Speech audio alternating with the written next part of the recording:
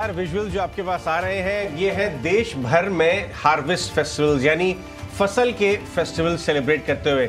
देखिए मोदी जी मकर संक्रांति के दिन गायों को चारा खिला रहे थे, हमारे पंजाबी दोस्त जो हैं वो लोहरी पे भंगड़ा कर रहे थे। इनफैक्ट यही नहीं, साउथ इंडिया में पोंगल मनाया जा रहा है और ऑफ कोर्स हमारे यूपी में खिचड़ी मनाई गई कल। और कैसे भूल सकते हैं, अमित शाह जी को आपने देखा होगा, ये उत्तरायण जो काइट फ्लाइंग का फेस्टिवल है पूरे गुजरात में मनाया जा रहा है। तो पहले तो मेरे फेलो पंजाबियां दी शान हमारे डिम्पी जी और प्रियंका जी दोनों को लोहरी की लख लख बधाइयां पंजाबी स्टाइल में। आपको भी अजय लोहड़ी की thank you very much, thank you very much. Dimpy आप बहुत फसल, हाँ डिम्पी क्या कह रहे हैं आप, मनाई कल लोहरी? नहीं, मैं आपको भी लख लख बधाइयां दे रहा था जी। क्या जी, बहुत बढ़िया। देखिए फसल फेस्टिवल, हार्वेस्ट फेस्टिवल्स कहते हैं, तुम बाजार में जो फसल इस समय खड़ी हुई है उसको कैसे भूल सकते हैं। सवाल ये उठता है कि उस फसल की कटाई करने का वक्त आ गया या फसल को अभी एंजॉय करने का ही वक्त है। 22,000 पे हम निफ्टी में आके खड़े हो गए हैं, गिफ्ट निफ्टी ऑलरेडी 22,000 के ऊपर बता रहा है।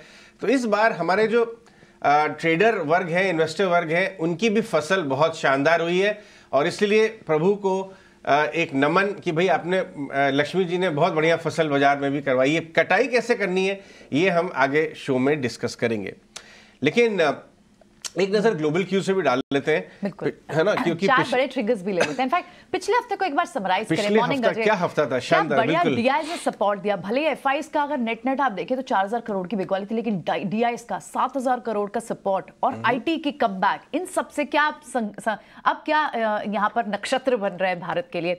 22,000 के पास तो हम ऑलमोस्ट पहुंच ही गए हैं। क्या इस हफ्ते में अर्निंग्स का जो दूसरा, क्योंकि निफ्टी की आज पूरा वीक हैवी वीक होगा, 25% ऑफ निफ्टी की अर्निंग्स आनी है, तो अर्निंग्स एक बड़ा ट्रिगर आएगा। और आप यूएस मार्केट्स को भी देखें, वहां पर बहुत ही मिक्स क्यूज आए थे, वहां पर भी बैंक्स के नंबर्स आए और डाउ में थोड़ा सा दबाव जरूर देखने को मिला, लेकिन हम अपनी चाल में चल रहे हैं। 22,000 के पार आपको ऑलरेडी निफ्टी गिफ्ट निफ्टी दिखा रहा है। आईटी में HCL टेक के शानदार नंबर आए। विप्रो का एडीआर तो शुक्रवार को ही आप शाम को देखें तो 16% तेज था। इसी तरह से डीमार्ट के जहां इनलाइन नंबर्स भी रहे, उन पर क्या आगे फर्दर ट्रेड होगा। आनंद राठी के, डीमार्ट के, वहां पर इनलाइन नंबर्स रहे और साथ ही टाटा कंज्यूमर, ये एक्सक्लूसिव थी ईटी नाउ ग्रुप की और टाटा कंज्यूमर की बड़ी डील, इस खबर पर मुहर भी लगी है। अब टाटा कंज्यूमर अच्छी खासी चाल शुक्रवार को चलने के बाद क्या फॉलोअप सिग्नल्स बनते हैं। बीएचईएल की डील भी जो एनएलसी से 15,000 करोड़ के लिए फ्रंट रनर बिडर लिख रहे, L1 बिडर लिख रहे थे, अब वहां कंफर्मेशन भी आ गई है कि बीएचईएल को भी ये ऑर्डर मिल गया है। लेकिन नजर इस हफ्ते रहेगी बड़ी अर्निंग्स पर ग्लोबल मार्केट्स को एक बार डिस्कस करते हैं। अजय, मॉर्निंग इनफैक्ट हमारा भी यहाँ सीपीआई फिगर आया, हालांकि थोड़ा सा बढ़ के आया। देखिए जो वो वेजिटेबल और फ्रूट्स प्राइसेस में जो स्पाइक आया था उसकी वजह से आपको दिखाई दिया। लेकिन ग्लोबल मार्केट की बात करें कि होलसेल डेटा जो इन्फ्लेशन का सपोर्टिव था और ये बैक टू बैक आया था आपके सीपीआई के बाद, जिसमें मॉडरेट इंक्रीज था। सीपीआई का डेटा में बहुत बड़ा भारी उछाल नहीं था, तो बाजार में मूड बना हुआ है। मैं आपको ये बताना चाहूंगा कि अब यहां से आपको ग्लोबल मार्केट्स में अर्निंग सीजन पे फोकस करना पड़ेगा। बैंक्स, आईटी, रिटेल, क्योंकि वो आपको बताएंगे असली हाल क्या है। जो सॉफ्ट लैंडिंग की बात हम यूएस मार्केट में कर रहे हैं, वो अर्निंग में वाकई बहुत धराशायी हो जाती है अर्निंग्स या काफी ठीक ठाक हेल्दी अर्निंग्स आई हैं, उससे एक्चुअली आपको मालूम चलेगा यूएस इकोनॉमी का हाल क्या है। तो इस हफ्ते आप बिल्कुल नजर बना के रखें यूएस अर्निंग्स पे।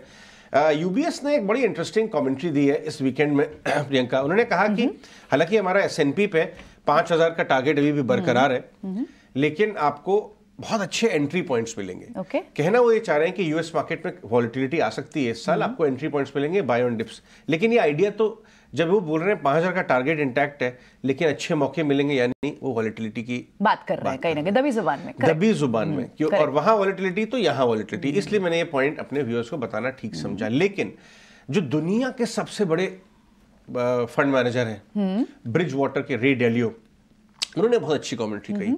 उन्होंने ये बात बोली इस हफ्ते, इस वीकेंड में एक इंटरव्यू में, कि फेड जल्दी ही रेट कट की प्रक्रिया स्टार्ट कर देगा इकोनॉमी को सपोर्ट करने के लिए, नहीं तो इकोनॉमी में दबाव ज्यादा बन सकता है। और रे डेलियो जो है हमारे भारत के काफी ज्यादा वो मतलब एक तरह सपोर्टिव रहे हैं। दुनिया के सबसे बड़े $400 बिलियन का फंड मैनेज करते हैं। उनके कमेंट्स को वॉच भी बहुत केयरफुली किया जाता है। बहुत केयरफुली। इंडिया के बहुत बड़े भक्त हैं, मोदी जी के भक्त हैं, और वो कह रहे हैं कि इंडिया में आगे आने वाले सालों में बहुत शानदार काम होने वाला है ग्रोथ का। लेकिन क्योंकि वो बॉन्ड फंड बहुत बड़ा मैनेज करते हैं, उनकी कमेंट्री ध्यान रखनी चाहिए। तो उन्होंने भी एक अच्छी कमेंट्री दी कि इस साल जल्दी से जल्दी फेड को रेट कट शुरू कर देना चाहिए।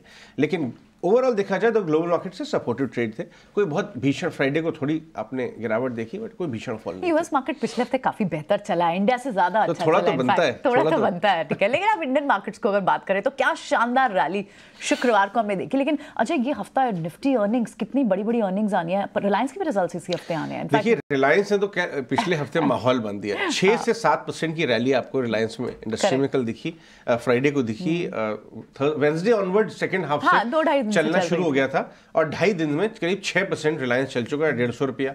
और क्योंकि इसका वेट इतना ज्यादा है कि ओवरऑल बाजार को भी जो हम 21,900 तक आके खड़े हुए हैं करीब करीब उसके लास्ट वीक में, उसमें रिलायंस का योगदान बहुत रहा है। लेकिन इसके अलावा आईटी को देखिए, पिछले हफ्ते 2 कंपनी के रिजल्ट्स आए, लेकिन ऐसा लगा कि पूरे सेक्टर में एक तरह से रीरेटिंग हुई क्योंकि ओनरशिप कम हुई थी, थोड़ी शॉर्ट पोजीशन थी, लेकिन बहुत बढ़िया। इनफैक्ट फ्राइडे को अगर आप देखिए, आईटी और रिलायंस की वजह से निफ्टी एक ट्रेंड डे में, जिसे मैं कहता हूं, बढ़ता हुआ खुला ऊपर, उसके बाद वन साइडेड डेज हाई के करीब बंद हुआ।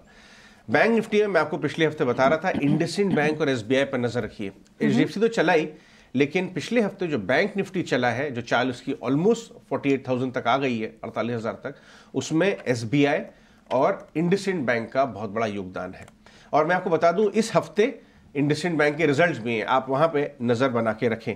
तो कुल मिला के देखा जाए तो जो दोनों इंजन होते हैं, बैंक्स और आईटी, जब वो दोनों इंजन एक प्लेन के वन साइड चलना शुरू हो जाते हैं, और रिलायंस को कैसे भूल सकते हैं, तो बाजार में ये हम्प एरिया था ना, एक जो 21,500 21,600, उसके अंदर हम 15 सेशन से अटके हुए थे निफ्टी में, वो क्रॉस करता हुआ नजर आया बहुत बढ़िया तरीके से। फ्राइडे को अगर आप देखिए, एफआईएस ने भले ही कैश में थोड़ा बेचा, लेकिन इंडेक्स फ्यूचर्स में एफएनओ में प्लस किया, और उस तरह डीआईआई की भी बहुत जबरदस्त बाइंग आपको नजर आ रही है। तो कहीं ना कहीं मार्केट में ये बहुत बढ़िया लास्ट वीक रहा। इस वीक बहुत इंपॉर्टेंट होगा, जैसे प्रियंका ने बताया, आपको 25% इंडेक्स वेट के नंबर्स आएंगे। आपको रिलायंस इंडस्ट्रीज फ्राइडे को है, इंडसइंड बैंक, एचडीएफसी है, उसके बाद आपको एचयूएल है, एशियन पेंट्स है, और आप मिड कैप स्मॉल कैप में पंटिंग के अगर आप मतलब फॉलोअर हैं, थोड़ा बहुत इच्छा रखते हैं, तो आप पॉली कैप पे ध्यान रखिए। पिछले हफ्ते जो जबरदस्त तरीके से वॉलेटिलिटी देखी, उसके बाद नजरें अब रिजल्ट्स पे होंगे। रिजल्ट अगर अच्छे आए तो हो सकता है शॉर्ट कवरिंग बाउंस बन जाए वहां पे, तो इस हफ्ते आपको इन चीजों पे ध्यान रखना है। शॉर्ट टर्म में अगर आप कहें, बाय ऑन डिप्स का रुझान जारी रखना चाहिए। 20,000 के लिए एक बार चाल मारेगा, क्योंकि इतनी बड़ी अर्निंग्स हैं, इनमें थोड़ी सी भी अगर आउट परफॉर्मेंस आ गई तो 20,000 की तरफ निफ्टी इस हफ्ते 20,000 निकल रहा है मुंह से मेरे, 22,000 की तरफ जा सकता है। एक्चुअली क्या हुआ, नहीं मैं आपको रीजन बताता हूँ। आपने छेड़ी दिया है तो 30 सेकंड्स में। फ्राइडे को मैं एक सीएफए का बहुत बड़े इवेंट में एक पैनल डिस्कशन कर रहा था। उस पैनल डिस्कशन का जो सब्जेक्ट था वो था ऑप्टिमिज्म या एक्सुबरेंस। ये क्योंकि स्केल जो है वो ऑप्टिमिज्म से कब एक्सुबरेंस की तरफ जाता है मालूम नहीं चलता है। और 3 सबसे बड़े दिग्गज सीआईओज थे वहां पे, शैलेश भान निपॉन के, उसके बाद आपके नरेन जी थे, और एसबीआई एमएफ जो इंडिया का लार्जेस्ट एमएफ, और तीनों की कमेंट्री 1 घंटा सुनने के बाद लगा साहब अब एक्सुबरेंस की तरफ हो रहा है थोड़ा। तो मेरे दिमाग में थोड़ा क्वेश्चन भर गया, इसीलिए स्लिप ऑफ टंग 20,000 की तरफ हो गई। लेकिन इस हफ्ते मजा आएगा। रिलायंस पर ध्यान रखिए, अभी भी गोइंग इनटू द अर्निंग्स, शायद उसके अंदर मोमेंटम बना रहे। आईटी में, और जो मैंने आपको बैंक्स बताए, पोजिशनिंग थोड़ी रिजल्ट्स के पहले ही शुरू हो गई है। लेकिन जैसा कि हम बात कर रहे थे अभी कि एफआईएस ने भले ही कैश में थोड़ी सी प्रॉफिट बुकिंग की, फ्राइडे को डेटा दिखा रहा था, लेकिन एफएनओ डेटा दिखा रहा है कि थोड़ी वहां पे बाइंग है और पोजीशन बढ़ाई है। डिम्पी के साथ एफएनओ का पूरा ब्यौरा लेके चलते हैं, क्योंकि मार्केट काफी बढ़िया ब्रेकआउट दिया है फ्राइडे को इस हफ्ते। और आज क्या लगता है निफ्टी बैंक निफ्टी में, फ्यूचर्स एंड ऑप्शन साइड से डिम्पी बताएंगे। डिम्पी। अच्छा, पहले तो गुड मॉर्निंग, और आपको भी मकर संक्रांति और बीती लोहड़ी की बहुत बहुत शुभकामनाएं। और मैं उम्मीद करता हूं आपने भी अच्छे से पतंग उड़ाई होगी इस बार की मकर संक्रांति पे। अच्छा, एक पॉइंट जब आपने एफआईएस के पॉइंट छेड़ ही दिया तो मैं, हाँ अजय कुछ कह रहे हैं आप, बताइए। हाँ, मैं कह रहा था, मैंने पतंग तो थोड़ी बहुत उड़ाई थी, मेरा बेटा ट्राई कर रहा था, लेकिन मैंने खिचड़ी जरूर खाई थी और खिचड़ी बांटी भी थी, क्योंकि हमारे यूपी का कल त्योहार खिचड़ी था। पर इस बार मकर संक्रांति डिवाइडेड है, 14-15 आज को भी 15 माना जा रहा है मकर संक्रांति। आज काफी हद तक तो आज ही मनाई जा रही है। और आज अगर आप हरिद्वार के घाटों पे देखेंगे तो आपको वहाँ पे भीड़ का नज़ारा अपने आप ही बता देगा कि आज के दिन पे काफ़ी अच्छे से मकर संक्रांति को देश में मनाया जा रहा है। खैर, आपने बात जब किसानों से जुड़ी, सब हार्वेस्टिंग से जुड़ी, तो ये बात तो सच है कि इस समय मार्केट एक ऐसी जगह पर आके खड़ा हो गया है कि यहाँ पे फसल थोड़ी उम्मीद से पहले भी पक रही है और थोड़ा अच्छे से भी पक रही है, क्योंकि 22,000 ने केवल आपको दिखा रहा है, बल्कि 22,000 के ऊपर ले जाने की भी कैपेसिटी रखता है। मैं 2-4 पॉइंट से ही क्लियर करूंगा। पहला आपने जो भी एफआईस का पॉइंट उठाया ना, मैं उसी से शुरू कर रहा हूँ। एफआईस ने भले ही कैश में 340 करोड़ रुपए की सेलिंग की हो, ये आप इसको इग्नोर भी करना चाहे तो कर सकते हैं, लेकिन ज़्यादा इंपॉर्टेंट बात ना आपको इंडेक्स ऑप्शंस के अंदर दिखेगी, जहां पर 23,000 करोड़ रुपए की बाइंग हुई है। ये मैं क्यों आपको नोटिस करा रहा हूं, आपको मैं वजह बताता हूं। देखिए, जब बाजार 21,800 पार नहीं हो रहा था और आईटी के भी नंबर्स नहीं आए थे, मार्केट में एफआईएस ने अपनी पोजीशंस को हेज करना शुरू कर दिया था। उन्होंने क्या किया था कि लॉन्ग पोजीशंस को एज इट इज रखा, कैश की पोजीशंस को एज इट इज रखा, लेकिन वो ऑप्शंस के जरिए माल बेच रहे थे। 76,000 करोड़, 65,000 करोड़, टिपिकली इसको हेजिंग कहते हैं। लेकिन जैसे 21,800 पार हुआ, उसके ऊपर की क्लोजिंग मिल गई, वो आपको हेजिंग बंद हो गई और आपको कन्वर्जन में आ गई, वो 23,000 करोड़ के प्लस में आ गई पोजीशंस। तो ये पहला साइन होता है और इंस्टीट्यूशनल यही काम करते हैं, क्योंकि उनके पास अथाह पैसा होता है। उनको ज़्यादा सोचना नहीं होता, उनको ये सोचना होता है कि उन्होंने जो ले रखा है उसको बचाना कैसे और नई अपॉर्चुनिटी को पाना कैसे है। बस वो आपके और हमारी तरह उनकी थोड़ा छोटा स्टॉप लॉस टारगेट, वो इस सब में थोड़ा कम बिलीव करते हैं। उनका इंस्टीट्यूशनल प्ले, थोड़ी सोच ही अलग होती है। खैर, एनी हाउ, अब मैं आ जाता हूँ सीधा निफ्टी पे। निफ्टी के अंदर लॉन्ग पोजीशंस बनी है, काफ़ी दिनों के बाद लॉन्ग पोजीशंस बनी है, और मैं इसमें ज़्यादा क्रेडिट आईटी को दूंगा और थोड़ा कम क्रेडिट रिलायंस को दूंगा, क्योंकि रिलायंस फ्राइडे को ज़्यादा हेल्प नहीं कर रहा था और एक्चुअली में हमने जो डाटा ब्रेक किया है वो फ्राइडे को ही किया है, 21,800 के ऊपर की क्लोजिंग का। उससे पहले की भूमिका रिलायंस की थी, लेकिन उसके बाद आईटी ने उसको ओवरकम कर लिया और रिलायंस की जगह पर आईटी आके रुक गया। अभी तो सिर्फ 2 ही कंपनीज है, 2 कंपनीज का तो रिजल्ट आज डिस्काउंट होगा मार्केट के अंदर, तो इसलिए उम्मीद करता हूं कि अच्छा चलेगा और बाजार ना केवल 22,000 को दिखाएगा, बल्कि 22,200 के भी रास्ते खोल रहा है। वो इस वजह से, क्योंकि जब आप एक अच्छा काम करते हैं ना, तो आपको रिवॉर्ड मिलता है। तो आपने एक रेजिस्टेंस को ब्रेक किया तो आपको मार्केट रिवॉर्ड करेगा। ये रिवॉर्ड 200 पॉइंट और का होगा, तो 22,200 तक ये रास्ते ओपन हो गए हैं। स्टॉप लॉस आपको ट्रेल करना है, 21,600, 21,800 2 हिस्सों में आप स्टॉप लॉस रख सकते हैं और 22,200 तक मार्केट चला जाएगा। आते हैं बैंक निफ्टी पर, 11% की ओपन इंटरेस्ट शेडिंग हुई है, इसका मतलब यहाँ पे शॉर्ट कवरिंग हुई है। देखिए, बैंक निफ्टी टूट भी जा रहा था और रिकवरी भी स्लो कर रहा था, इसलिए बैंकिंग काउंटर्स पे थोड़ा अभी भी रुक के काम करना चाहिए, जब तक ये 48,000 के ऊपर क्लोजिंग आपको नहीं दे देता। ये 11% का शॉर्ट कवरिंग ये बता रहा है कि बाजार में अब प्रेशर तो नहीं बनेगा, लेकिन तेजी की स्पीड क्या रहेगी उसको चेक करने के लिए आज का दिन है। इसलिए बैंकिंग काउंटर्स का आज 48,000 का लेवल एक बार देखने दीजिएगा। 250 पौने 300 पॉइंट का प्रीमियम है, इंडिकेट कर रहा है इच्छा शक्ति काफी ज्यादा है और ये भी पार करके रोक ही लेगा। आते हैं पुट कॉल रेशियो और विक्स पे। वहाँ पे फेयर वैल्यूड पे खड़ा है बाजार, ऐसा कुछ महंगा कुछ भी नहीं हुआ है। हाँ, निफ्टी के अंदर स्लाइटली 2-4 दिन के अंदर स्ट्रांग मूव आया है, तो 1.4 पे आ गया, अदरवाइज 1.5 के बाद ही महंगा होगा, इसमें कोई खास डरने की बात नहीं है। विक्स भी 13 के ऊपर है, वॉलिटिलिटी आपको ज़रूर मिलेगी और यही पॉइंट था कहने के लिए। हाँ, एक और चीज़ मैं नोटिस करा दूँ, एफआईएस के लॉन्ग पोजीशंस में कोई चेंज नहीं हुआ, वो 63 के 63% पे ही है। रिटेल में, इंस्टीट्यूशनल ने, किसी ने कोई चेंज नहीं किया और करीब 15 शेयर F&O बैन में है। मैं अपनी लाइफ में काफ़ी कम ऐसा सीरीज देखता हूँ जिसके मिडल ऑफ द सीरीज के अंदर 15 शेयर F&O बैन में हो, वो आपको स्क्रीन पे भी आ जाएंगे।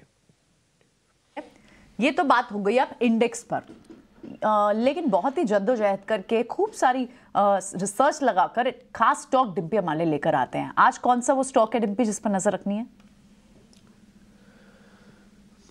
देखिए, आज मैं अपना वही शेयर वापस से दोहराऊंगा जो हमने एक बार आपको पहले दिया था और उसके बाद काफ़ी सारे एक्सपर्ट्स ने उसको आगे भी रखा आपके सामने। वो शेयर था IRCTC। आपको ध्यान होगा, हमने ये बात नोटिस भी कराई थी कि रेलवे का इकलौता ऐसा काउंटर है जिसने अपने पीयर्स के मुकाबले दम नहीं दिखाया। ये जो आप नीचे की 2 लाइनें क्रॉस बैक टू बैक चलते हुए देख पा रहे हैं, वो ब्रेकआउट था जहां पर हमने आपको ये पहली बार नोटिस करवाया था। उसके बाद एक करीब 300 पॉइंट का रन ले चुका है, यानी कि पौने 700 से करीब 900 के ऊपर आके इसने क्लोज कर दिया है। ये एक सेकेंड राउंड की तेजी के लिए भी तैयार हो रहा है IRCTC। हो सकता है यहीं से हो सकता है 50 पॉइंट नीचे से हो या 20 पॉइंट नीचे से हो, लेकिन ये हो रहा है। तो आप इसको तैयार रखिएगा, अपनी पोजीशंस को होल्ड करके बैठिए तो ज़रूर करके बैठिएगा। नहीं लेना चाहते हैं तो हिस्सों में बांट लीजिएगा, कुछ आज कुछ कल परसों के लिए छोड़ दीजिए लेने के लिए, और उम्मीद हम ये करते हैं कि 1000 का आंकड़ा आपको इसी सीरीज में दिखा देगा। तो आप 1000 के ऊपर IRCTC को इसी जैन सीरीज में ही देख लेंगे। रिस्क रिवॉर्ड काफ़ी अच्छा है, फ्यूचर्स में लॉन्ग पोजीशंस है, सेक्टर में वापस चर्निंग आ रही है और रिस्क रिवॉर्ड के हिसाब से ये प्लेयर अच्छा होगा आपके लिए। तो IRCTC इकलौता ऐसा शेयर है जिसको आज हम आपके सामने रखना चाहते हैं। ऑलराइट, चलिए आगे बढ़ते हैं। ये तो हो गया FNO का ब्यौरा और एक स्टॉक जो डेटा के हिसाब से आपको अपने रेडार पे रखना चाहिए। लेकिन आगे बढ़ते हैं और सोनी पटनायक और मितेश पांचाल जो हमारे पैनलिस्ट हैं आज सुबह के, उनके साथ भी बातों का सिलसिला आगे लेके चलते हैं। सोनी, मितेश, आपका स्वागत है, आपको भी फेस्टिवल की सीजन ग्रीटिंग। सोनी, आपसे शुरुआत करूंगा मैं। निफ्टी, बैंक निफ्टी में जो फ्राइडे को एक बड़ा breakout move trend days high पे लेके गया उसको, क्या आपको लगता है कि प्रॉफिट बुक कर लेना चाहिए, थोड़ा मुनाफा वसूल कर लेना चाहिए, फसल को थोड़ा, जो गेन्स की फसल है, मुनाफे की फसल थोड़ा काटना चाहिए, या आप ट्रेल करेंगे स्टॉप लॉस के साथ? क्या लेवल्स देखती हैं आप?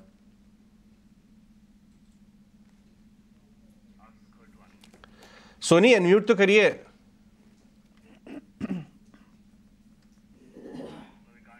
अभी भी नहीं आ पा रही है आवाज। ओके, हम मितेश के पास जाते हैं, लौटेंगे सोनी के पास। तब तक आप अपना सिस्टम एक बार दुरुस्त कर लीजिए।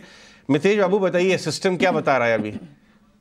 सबसे पहले तो लोहड़ी की लख लख बधाइयाँ, और आपको भी बहुत बधाइयाँ। गुजराती जितने भी हमारे फॉलोअर्स हैं, नवुं वर्ष તમારી માટે खूब सारू जाए એવી પ્રભુને प्रार्थना। અને हमारे जो तीनों एंकर है जो बहुत ही बढ़िया कमेंट्री हर रोज हमको दे रहे हैं, और बैकएंड की जो टीम है उनका भी हेल्थ और वेल्थ बहुत ही अच्छा रहे नए साल में, ऐसी प्रभु को प्रार्थना। बेसिकली 22,000 जो है अभी वो इज अ डन डील। और सबसे इम्पोर्टेंट चीज यही है, जो सिस्टम और मेथड ये दिखा रहा है कि कौन से सेक्टर को ये लेवल पे अवॉइड किया जाए या कहाँ पे मुनाफा वसूल की जाए। This is very important Ajay ji, क्योंकि हम लोग एक ऑल टाइम हाई के ऊपर चल रहे हैं टेक्निकली स्पीकिंग। अब ये हम जो टेक्निकल लैंग्वेज में जो वर्ड यूज करते हैं वो है अनचार्टेड टेरिटरी।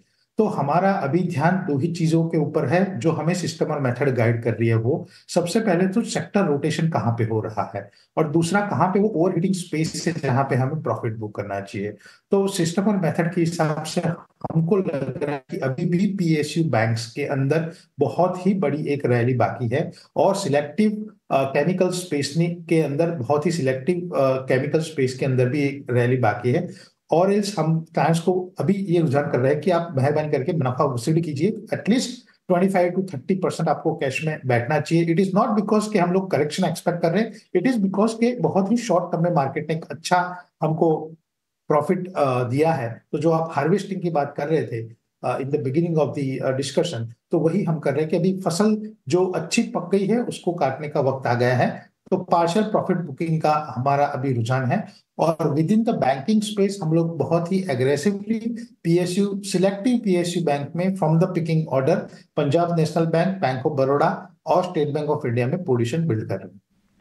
ओके, थोड़ा सा प्रॉफिट बुकिंग की सलाह आप दे रहे हैं, ठीक है मितेश, इंटरेस्टिंग। सोनी से अब बात करता है। सोनी, आपको आवाज आ रही है? अच्छा, सोनी से भी नहीं बात हो पाएगी। मितेश, आप अपनी आज की ट्रेनिंग बेट्स भी पूरी करें। श्योर। 3 स्टॉक है जहां पे बहुत ही स्ट्रॉन्ग अपसाइड हमें दिख रही है बेस्ड ऑन सिस्टम और मेथड। पहला है आरती ड्रग्स। अगर आप आरती ड्रग्स की पैटर्न देखेंगे तो कहीं ना कहीं कंसोलिडेशन चल रहा है और 510 रुपए के ऊपर एक कंफर्मेशन मिला है। तो 521 का क्लोज है, 521 के ऊपर आरती ड्रग्स को खरीदना है। स्टॉप लॉस यहाँ पे रहेगा 468.75 और टारगेट रहेगा 575.50।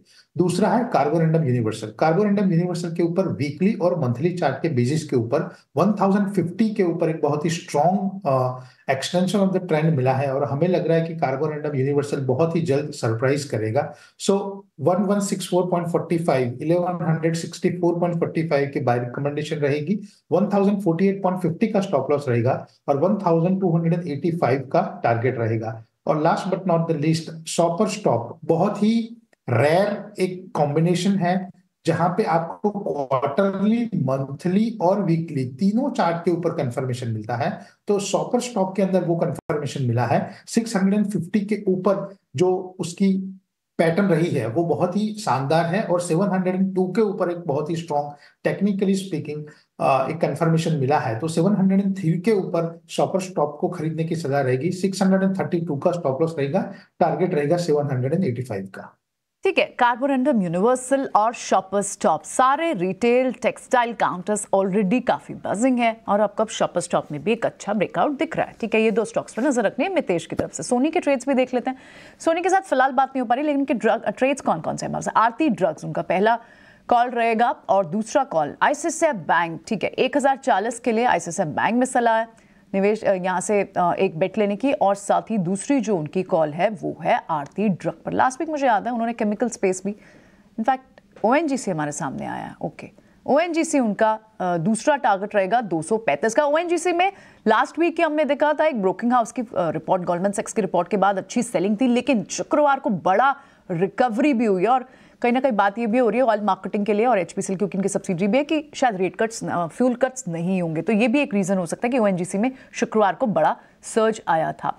ठीक है, चलिए, तो अब सारी की सारी ट्रेडिंग बेट्स हमारे पास आ गई हैं। अब बढ़ते हैं आज बड़े अर्निंग्स ओवर द वीकेंड जो आए, स्टॉक्स न्यूज क्या क्या है, इन सबको कंपाइल करके लेके आते हैं। अशेषा हमारे साथ हैं, वो बताएंगी ओवर द वीकेंड कौन सी बड़ी अर्निंग्स आई थी, और शरद बताएंगे आज के स्टॉक्स न्यूज। पहले अशेषा के पास जाते हैं। अशेषा बताइए।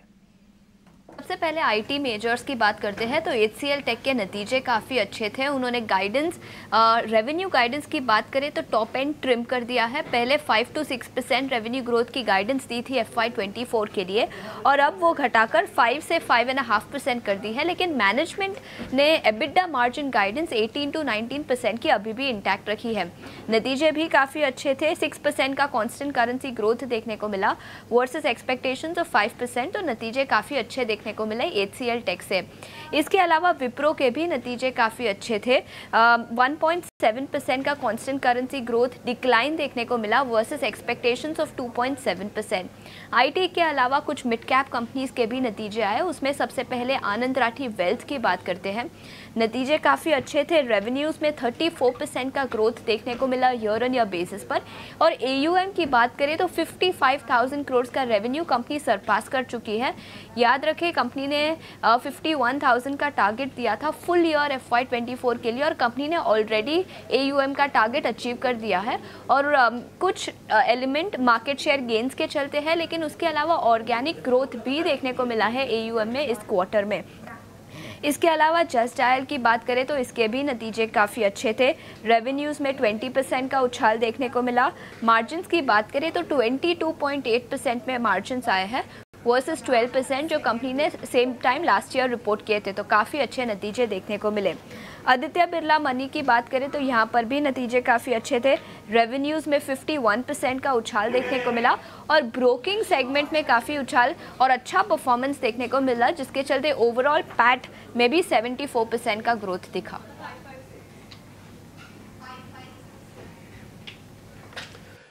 ठीक है, आशीषा ने कुछ आपको नंबर्स के बारे में जानकारी दी है। अब एक काम और करते हैं आशीषा, पहले तो आपका बहुत शुक्रिया, थैंक यू वेरी मच। शरद को भी अपने साथ जोड़ लेते हैं और वो आपको खबरों वाले शेयर्स भी बता देंगे बैक टू बैक ही। शरद, गुड मॉर्निंग, बताएं आज के खबरों वाले शेयर्स। Good morning Dimpy. तो सबसे पहले टाटा कंज्यूमर प्रोडक्ट्स फोकस में रहने वाला, और ईटी नाउ स्वदेश के खबर पे मुहर लग गई है।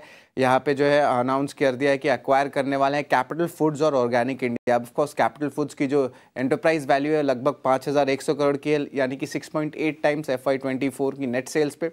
वही ऑर्गेनिक इंडिया की बात करें तो लगभग 1900 करोड़ का एंटरप्राइज वैल्यू आया है, और 5.2 टाइम्स 24 की जो नेट सेल्स रेशियो उस पे आई है। ऑफ कोर्स ये जो ट्रांजैक्शन है चौथे तिमाही तक जो एक्सपेक्टेड है कंप्लीट होने के लिए, और जो फंडिंग होने वाली है यहाँ पे कॉम्बिनेशन रहेगा कैश, इक्विटी, डेट का। और इकोनॉमिक टाइम्स रिपोर्ट करे कि लगभग 3,500 करोड़ रुपए की राइट्स इशू के जरिए भी रेज हो सकती है। BHEL को 15,000 करोड़ का एक ऑर्डर मिला है NLC इंडिया के साथ, तो इसको भी ज़रूर अपने रडार में रखिएगा।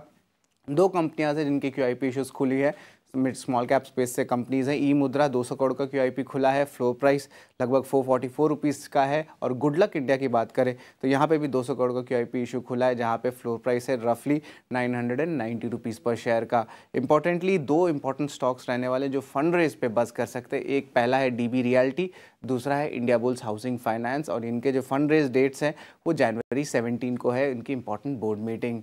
आखिरी स्टॉक जो फोकस में रहेगा वो है लुपिन। यहाँ पे US FDA अप्रूवल आया है उनका ब्लड प्रेशर ड्रग के लिए।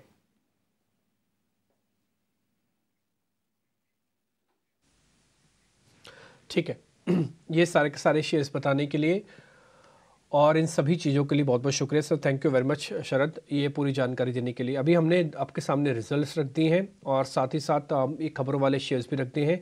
सोनी पटनायक से हम बातचीत करने की कोशिश कर रहे हैं और जैसे ही वो हमारे साथ कनेक्ट हो जाएंगे तो उनसे हम उनके स्टॉक्स लेंगे। ऑलरेडी हमने आपको वैसे बता दिए, लेकिन हाई कन्विक्शन किस में है एक बार वो आपको बता देंगे। साथ ही साथ कुछ खबरों वाले शेयर्स भी हैं। सोनी ऑलरेडी दोनों शेयर्स हमने आपके सामने रखे हैं, लेकिन फिर भी आपका हाई कन्विक्शन वाला शेयर क्या है और इसके पीछे की रीजनिंग क्या है, जरा एक बार बताएंगे आप। और ठीक है, अभी भी बात नहीं हो पाएगी सोनी से, ठीक है कोई बात नहीं, वमाक्षी को भी जोड़ लेते हैं अपने साथ। आज पहले सारी चीज़ें लगता है रखने का दिन है, उसके बाद एनालिसिस करने का दिन है, इसलिए एनालिसिस हो नहीं रहा है, पहले सारी चीज़ें रखी जा रही हैं। वमाक्षी गुड मॉर्निंग, रखिए जरा बताइए आप आज की रिपोर्ट्स क्या कह रही हैं। जी बिल्कुल, शुरुआत करेंगे हम कुछ रिपोर्ट्स के साथ। तो डेफिनेटली रिजल्ट्स के बल पर हम देख रहे हैं कि HCL टेक पर काफ़ी सारे रिपोर्ट्स आ रहे हैं। जेफरीज का कहना है कि Q3 के जो नंबर्स कंपनी ने रिपोर्ट किए हैं वो अनुमान से बेहतर रिपोर्ट किए हैं, मगर कंपनी ने अपनी ग्रोथ गाइडेंस को लोअर कर दिया है 5 to 5.5% तक, और ये लार्जली एक्सपेक्टेशन के इनलाइन आया है। तो इसी के चलते जेफरीज ने HCL टेक पर अपनी होल्ड की राय को बरकरार रखा है। इसके अलावा एम्बिट का कहना है कि क्वालिटेटिवली रिजल्ट्स बेहतर रहे हैं, मगर वैल्यूएशंस के चलते साइडलाइंस पर है ये, और ओवरऑल उनकी तरफ से बिकवाली की राय आ रही है, मगर इन्होंने अपना टारगेट प्राइस बढ़ाया है। इसके अलावा विप्रो पर जेफरीज का कहना है कि Q3 के नंबर्स अनुमान से बेहतर आए हैं, मगर Q4 की जो ग्रोथ गाइडेंस है वो काफ़ी वीक नज़र आ रही है, और हेडकाउंट डिक्लाइन के चलते ये एक नेगेटिव फैक्टर है। तो ओवरऑल जेफरीज ने विप्रो पर अपनी अंडर परफॉर्म की राय को बरकरार रखा है। और बैंक ऑफ अमेरिका की तरफ से भी रिपोर्ट आ रही है विप्रो पर। इनका कहना है कि डिमांड कॉमेंट्री पहले से और अपने पीयर्स के मुकाबले कंपनी की काफ़ी बेहतर है। टेपिड क्वार्टर रहा है, मगर कमेंट्री इनके मुताबिक काफ़ी पॉजिटिव है, जिसके चलते उन्होंने अंडर परफॉर्म की राय को बरकरार रखा है। HDFC लाइफ पर मक्वारी का कहना है कि VNB ग्रोथ अनुमान से कमज़ोर कंपनी ने रिपोर्ट की है। कंपनी ने अपनी ग्रोथ गाइडेंस को भी लोअर डाउन किया है, 15% पर थी ग्रोथ गाइडेंस और अब वो घटकर करीब 11 से 12% पर हो गई है। ओवरऑल मक्वारी ने HDFC लाइफ पर अपनी न्यूट्रल की राय को बरकरार रखा है। बैंक ऑफ अमेरिका का कहना है कि मार्जिनल मिस नज़र आया है मार्जिन फ्रंट पर, ग्रोथ भी एक्सपेक्टेशन को लैक कर रही है, मगर काफ़ी ड्राइवर्स नज़र आ रहे हैं ग्रोथ रिवाइवल को सपोर्ट करने के लिए, जिसके चलते बैंक ऑफ अमेरिका ने HDFC लाइफ पर खरीदारी की राय को बरकरार रखा है। एवेन्यू सुपरमार्ट्स पर जेफरीज का कहना है कि फेस्टिव सीजन में हाई मार्जिन प्रोडक्ट के जो सेल्स है वो थोड़े से सॉफ्ट नज़र आए हैं, जिसका इम्पैक्ट मार्जिन्स पर नज़र आया है। स्टोर एडिशंस भी वीक रहे हैं, और ओवरऑल जेफरीज ने एवेन्यू सुपरमार्ट्स पर अपनी होल्ड की राय को बरकरार रखा है। मॉर्गन स्टैनली का कहना है कि Q3 के नंबर्स एवेन्यू सुपरमार्ट्स के लिए लार्जली इनलाइन रहे हैं और उनकी तरफ से ओवरवेट की राय आ रही है। इंडिको ऊपर का एक रिपोर्ट आ रही है UBS की तरफ से, ये हाईलाइट कर रहे हैं कि मार्जिन फ्रंट पर एक अपसाइड रिस्क ज़रूर नज़र आ रहा है, और ओवरऑल बेटर कैपेसिटी एडिशन और लोअर क्रूड प्राइसेस के चलते उन्होंने अपने एस्टिमेट्स को भी बढ़ाया है FY25 और 26 के लिए। ओवरऑल खरीदारी की राय उन्होंने बरकरार रखी है, मगर अपना टारगेट प्राइस उन्होंने 3000 से बढ़ाकर 3700 रुपये प्रति शेयर पर कर दिया है। इसके अलावा मिंडा कॉर्प पर भी हम फोकस करेंगे। नुआमा का कहना है कि EV शेयर सेल्स में 20% तक बढ़ सकता है FY26 तक। EV शिफ्ट, स्मार्ट कीज़ और डिजिटल क्लस्टर्स के चलते 12 to 13% का कैगर नज़र आ रहा है FY23 से लेकर FY26 तक, और ओवरऑल इन फैक्टर्स को ध्यान में रखते हुए नुआमा ने मिंडा कॉर्प पर खरीदारी की राय के साथ कवरेज शुरू की है। आयशा मोटर्स पर इन्वेस्टेक का कहना है कि कंपेटिटिव इंटेंसिटी बढ़ रही है, ग्रोथ मोमेंटम थोड़ा स्लो डाउन हो रहा है, और इसी के चलते उन्होंने अपनी राय को डाउनग्रेड कर बिकवाली की राय दी है और अपना टारगेट प्राइस भी घटाया है। और आखिर में हम फोकस करेंगे टाटा कंज्यूमर पर। जेफरीज का कहना है कि 2 एक्विजिशंस का काफ़ी कम ओवरलैप है एग्जिस्टिंग ऑफरिंग्स के साथ, और मार्जिन अक्रेटिव भी है ये दोनों। ओवरऑल डबल डिजिट पोटेंशियल भी है ग्रोथ का मीडियम टर्म में। तो ओवरऑल जेफरीज ने टाटा कंज्यूमर पर अपनी होल्ड की राय को बरकरार रखा है। ठीक है, बहुत इंटरेस्टिंग स्टॉक्स अभी लिस्ट लेके आई हैं हमारे साथ वामाक्षी, ये सारे स्टॉक्स हम डिस्कस करेंगे, लेकिन उससे पहले प्रशांत सावंत को भी शामिल करते हैं अपनी बातचीत में, जो हमारे साथ जुड़ रहे हैं। प्रशांत गुड मॉर्निंग, आपको भी फेस्टिवल की सीजन ग्रीटिंग्स। बताइए इस समय क्या ट्रेडिंग आइडियाज लेके आए, कैसे अप्रोच करेंगे मार्केट को इस समय प्रशांत? जी good morning Ajay ji, deputy Priyanka, and आप सभी को भी शुभकामनाएं। तो and good morning to all the viewers. तो यहाँ पे अजय जी, सबसे पहले मैंने गुरुवार सुबह IRFC 102 पे रेकमेंड किया था। 2 दिनों में ही 10% की मूव आई थी। हम श्योर की व्यूअर्स को काफी बेनिफिट हुआ होगा।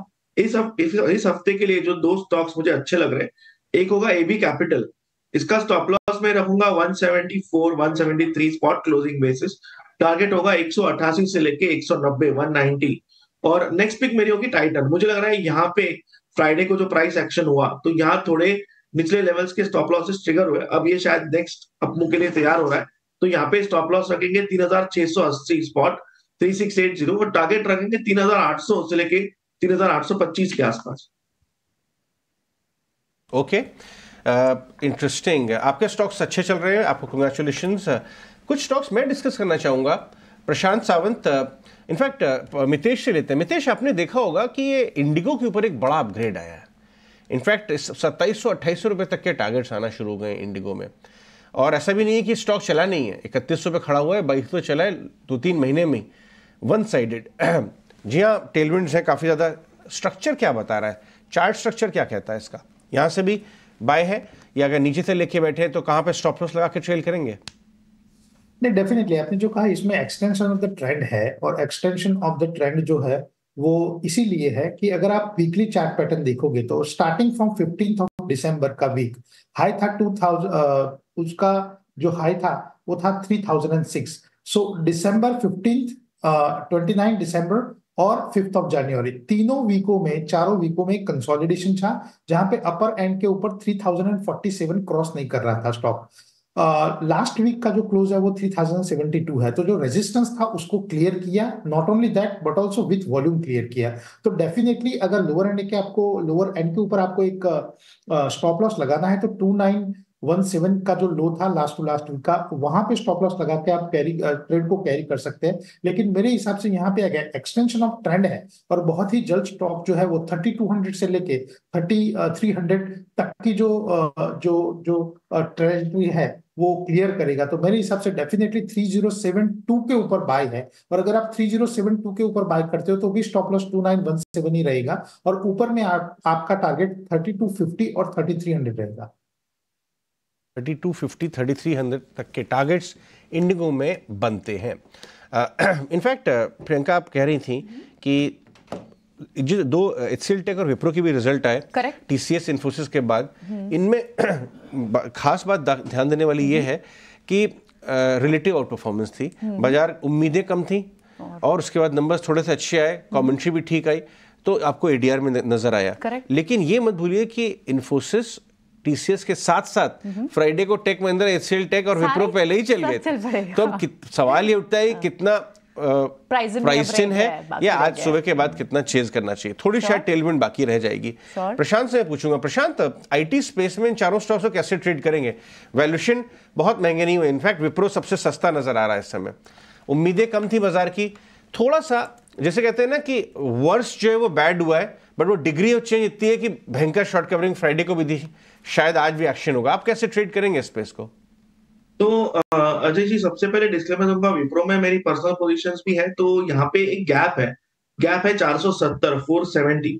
ये अगर 470 75 के ऊपर क्लोज हो जाए तो मेरी राय ये है कि ये बहुत कंफर्टेबली 500 530 तक के लेवल्स दिखा सकता है ओवरऑल। बट आईटी क्षेत्र में अगर आप देखो तो कम से कम पिछले 4 महीनों से मैं एक ही स्टॉक रेकमेंड किए जा रहा हूँ, वो होगा बिरला सॉफ्ट। यहाँ पे मैं अभी भी काफी बुलिश हूँ, और ऑलमोस्ट मैंने 400 के लेवल से हर डिप पे रेकमेंड किया हुआ है। अभी इसकी प्राइस 785 चल रही है, और अगर हम देखें अभी भी यहाँ पे कोई डिप आए तो इसको बाय करना चाहिए। जब तक ये स्टॉक 750 स्पॉट के ऊपर ट्रेड कर रहा है क्लोजिंग बेसिस, मुझे लग रहा है ये नेक्स्ट लेग ऑफ अपमूव जो होनी चाहिए करीबन 840 850 के लिए तैयार हो रहा है।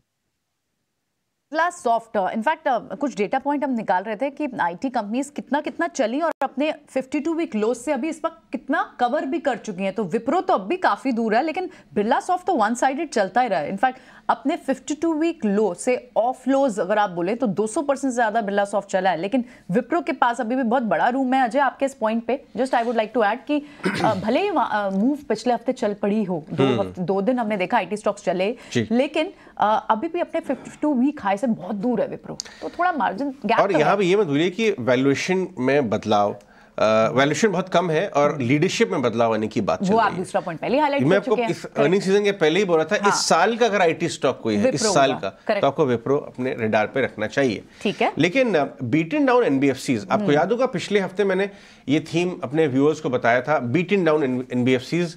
आप केवल पिछले हफ्ते का चार्ट लेके आइए डायरेक्टर साहब, पूना वाला 220 से जो घटा था 450 से करेक्ट होके वापस 500 रुपए के आसपास आ गया, 10% पिछले हफ्ते चला है। लेके आइए आप यूग्रो, 2% चला है, अभी 285 पे आया, ये 220 तक चला गया था। और आप तीसरा स्टॉक लेके आइए इंडिया बुल हाउसिंग फाइनेंस, ये भी काफ़ी साइडवेज जाके वापस लेके आइए इंडिया बुल हाउसिंग फाइनेंस। हाँ, ये देखिए 220।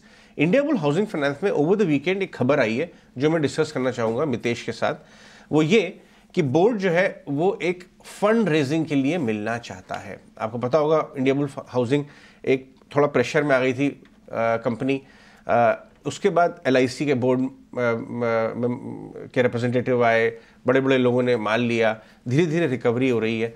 इंडिया बुल हाउसिंग को कैसे ट्रेड करना चाहिए इससे? मितेश, क्या लेवल्स पे आप एंट्री लेंगे, क्या चार्ट क्या बोलता है? नहीं, बहुत ही अच्छा स्टॉक आपने चुना है। और अभी जो फ्रैक्चर्ड बैलेंस शीट है या जो स्टॉक्स बहुत ही अच्छी तरीके से पीटे हुए हैं from the life time high, उनका एक दौर चला है। जैसे हमने सुजलॉन को देखा, आइडिया को देखा और बहुत सारे स्टॉक एलोक इंडस्ट्रीज को देखा, वैसे ही इंडिया बुल्स हाउसिंग फाइनेंस में जो पूरा टेक्निकल स्ट्रक्चर है वो बन रहा है। टेक्निकली स्पीकिंग जो मंथली चार्ट अगर आप देखो तो सितंबर महीने में हाई था 206.50 और नवंबर महीने में हाई था 208.85। कहने का मतलब ये है कि मंथली चार्ट के ऊपर जो बहुत ही एक स्ट्रॉन्ग बैरियर था 205 से लेके 208 का, वो कंसिस्टेंटली पिछले 2 महीने से स्टॉक ने पार किया है और उसके ऊपर ही क्लोज दिया है, क्योंकि दिसंबर महीने का क्लोज था 216 रुपया और अभी स्टॉक जो है वो 221 रुपए के ऊपर ट्रेड कर रहा है। तो हमारे हिसाब से करंट लेवल के ऊपर ही बाय रिकमेंडेशन रहेगा। और हम जिस हिसाब से सिस्टम और मेथड चल रहे हैं उस हिसाब से immediate target with in 1 to 3 month रहेगा 330 से लेके 350 का। तो डेफिनेटली 221 के ऊपर आप ट्रेड लीजिए। यहाँ पे आपका स्टॉप लॉस रहेगा 190 का और 1 से 3 महीने के लिए आपका टारगेट रहेगा 330 to 350।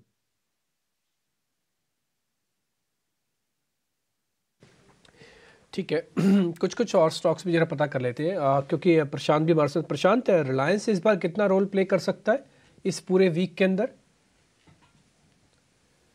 तो डीपी जी, रिलायंस ने जो लास्ट वीक प्राइस एक्शन दिखाया काफी पॉजिटिव है और मुझे लग रहा है यहाँ पे अगर एक टिप मिल जाए, करीबन हम 2740 पे क्लोज हुए थे, अगर हमें फिर से 2710 2720 के जोन में मिल जाए, एक अच्छे लेवल पे बाय होगा। और ओवरऑल मुझे लगता है जब तक ये स्टॉक अभी 2690 स्पॉट के ऊपर ट्रेड करेगा क्लोजिंग बेसिस, इसके जो नेक्स्ट लेवल्स आ रहे हैं वो हो गए 2800 से लेके 2820। इसने कॉल राइटर्स को एक पैनिक सिचुएशन में डाला हुआ है, क्योंकि वॉल्यूम बैक मूव 3 दिनों में ही बहुत स्ट्रांग आई है। तो मुझे लग रहा है ये मूव कंटिन्यू हो सकती है। ठीक है, इस बीच अलग अलग जो ऑयल मार्केटिंग कंपनीज हैं, IOC, BPCL, HPCL, उस पर आप नीचे एक टिकर पे भी देख पा रहे होंगे कि ये यस सिक्योरिटीज़ ने ऑयल एंड गैस की जब रिपोर्ट निकाली तो उस पर सभी को बाय रेटिंग में डाला। ना केवल बाय रेटिंग को बल्कि उनके लेवल्स भी दिए हैं जो कि आज की प्रिवेलिंग प्राइसेस थोड़े ज़्यादा हैं। BPCL, IOC और HPCL, मितेश, इनमें से कौन सा आपको ज़्यादा ठीक लग रहा है या फिर तीनों में से किसी में भी पोजीशंस ले सकते हैं, कोई फ़र्क नहीं पड़ता, परसेंटेज में गेन बराबर आएगा? मेरे हिसाब से अगर आपको तीनों में से किसी एक में पोजीशन लेनी है तो वो होगा BPCL, क्योंकि BPCL की अगर आप चार्ट पैटर्न देखो तो मंथली चार्ट के ऊपर 2 महीने पहले in the month of November बहुत ही एक स्ट्रॉन्ग ब्रेकआउट मिला है और for the month of December और जनवरी वो एक्सटेंशन ऑफ द ट्रेंड है। हावेवर हमारे हिसाब से 500 से लेके 510 का जो एक लेवल है वो कहीं ना कहीं एक रेजिस्टेंस के तौर पे रहेगा, लेकिन अल्टीमेटली वो क्रॉस करके स्टॉक जो है वो अपना लाइफ टाइम जो हाई है अराउंड 551.55 जो 2017 में लगाया था वो क्रॉस करेगा। तो रिस्क रिवॉर्ड के हिसाब से पॉइंट नंबर 1 और दूसरा ब्रेकआउट के हिसाब से हमें लग रहा है कि BPCL is a perfect bet at the current level. ये कैपेसिटी इंफ्रा करके कंपनी है जिसने पिछले हफ्ते काफ़ी बड़े लोगों के साथ QIP क्लोज किया। मुकुल अग्रवाल इसमें शेयर होल्ड करते हैं, सुनील वगैरह और बड़े बड़े फंड मैनेजर्स भी QIP में पार्टिसिपेट करते हुए नजर आए हैं। लेकिन स्टॉक पिछले क्वार्टर में कुछ वीक अर्निंग्स की वजह से थोड़ा करेक्टिव फेज में आया, इस समय 280 पे है। प्रशांत सावंत, क्या चार्ट्स बोलते हैं इसके कैपेसिटी इंफ्रा के? तो यहाँ पे अजय जी, सबसे अहम बात है कि बेस फॉर्मेशन होने के बाद वॉल्यूम्स पिकअप हो रहे हैं, जो कि एक नेक्स्ट अपमूव शुरू होने के बहुत इनिशियल संकेत है। बट यहाँ पे एक रेजिस्टेंस है 285, 285, 290। तो मैं 2 दिनों के लिए वेट करूंगा, ये स्टॉक 290 के ऊपर क्लोज होना चाहिए 2 डेज, और उसके बाद मुझे लग रहा है पोजीशन लेनी चाहिए। आपका स्टॉप लॉस होगा 275 और वहां से जो आपका नेक्स्ट टारगेट आएगा वो है नेक्स्ट रेजिस्टेंस करीबन 330 से लेके 340। है, 330-340 के लक्ष्य लेके काम करिए कैपेसिटी इंफ्रा में। आगे बढ़ते हैं, भसीन साहब को भी शामिल करते हैं अपनी बातचीत में, वो हमारे साथ जुड़ चुके हैं। गुड मॉर्निंग भसीन साहब, आपको पहले तो सबसे पहले लोहरी की लख लख बधाइयाँ भाई। सुना इस बार लोहरी में कुछ 5-6 डिग्री का टेम्परेचर हो गया था, फिर भी लोहरी में 3 डिग्री 2.7 डिग्री कल था। संजीव जी ने भेजा कि कितनी ठंड पड़ रही है दिल्ली में। कैसी रही लोहरी आपकी संजीव जी? हाँ, गुड मॉर्निंग अजय, आपको, प्रियंका और डिम्पी को लख लख बधाइयां सर। 2.7 डिग्री आज है और क्या लोहड़ी बढ़ रही है, आप बोल रहे हैं लोहड़ी 22,000 इंडेक्स हो गया। अरे इसी सर्दी में तो दिल्ली में मजा है। तो लोहड़ी की लख लख बधाइयां सर, सबको अच्छी सेहत मिले, तरक्की मिले और खुशहाली मिले, ये होती है। इसमें फसल भी अच्छी आएगी और शेयर बाजार को आपको दिखा रहा है। So extremely positive on the market as such. जहां 22,000 आपको कहा था वो आ गया, जो लास्ट वीक कोई भी नहीं कह रहा था। और जैसे मैंने आपको कहा, index is leading from the front. साथ में अजय जी ये बताता है कि शेयर मार्केट में नेवर से नेवर। ये पर्टिकुलरली 2 बड़े पीएमएस है। एक ने कहा था हम कभी पीएसयूज नहीं लेंगे, एक ने कहा था हम कभी आईटी नहीं लेंगे, और देखो वो कहाँ है। तो never say never in the stock market. किसने कहा था विप्रो का एडीआर 18% बढ़ेगा और आज मंदी वाले काटेंगे तो 10% ऊपर। आपको 400, 415, 420, 430 पे कहा। Wipro, HCL tech, LTTS, Persistent, Coforge all will hit new highs. देखिए कहाँ है भाव। तो proof of the pudding lies in the eating. Don't underestimate the power of IT. They are a cash rich burner और results will be lukewarm, but the under ownership and pessimism ने आपको दिखा दिया शेयर मार्केट में कहां से never से never again. तो I continue to think Wipro is headed for 550. मैं आप कहो तो बाकी की कॉल्स भी दे दूं और पुराने भी आपको अपडेट्स दे दूं।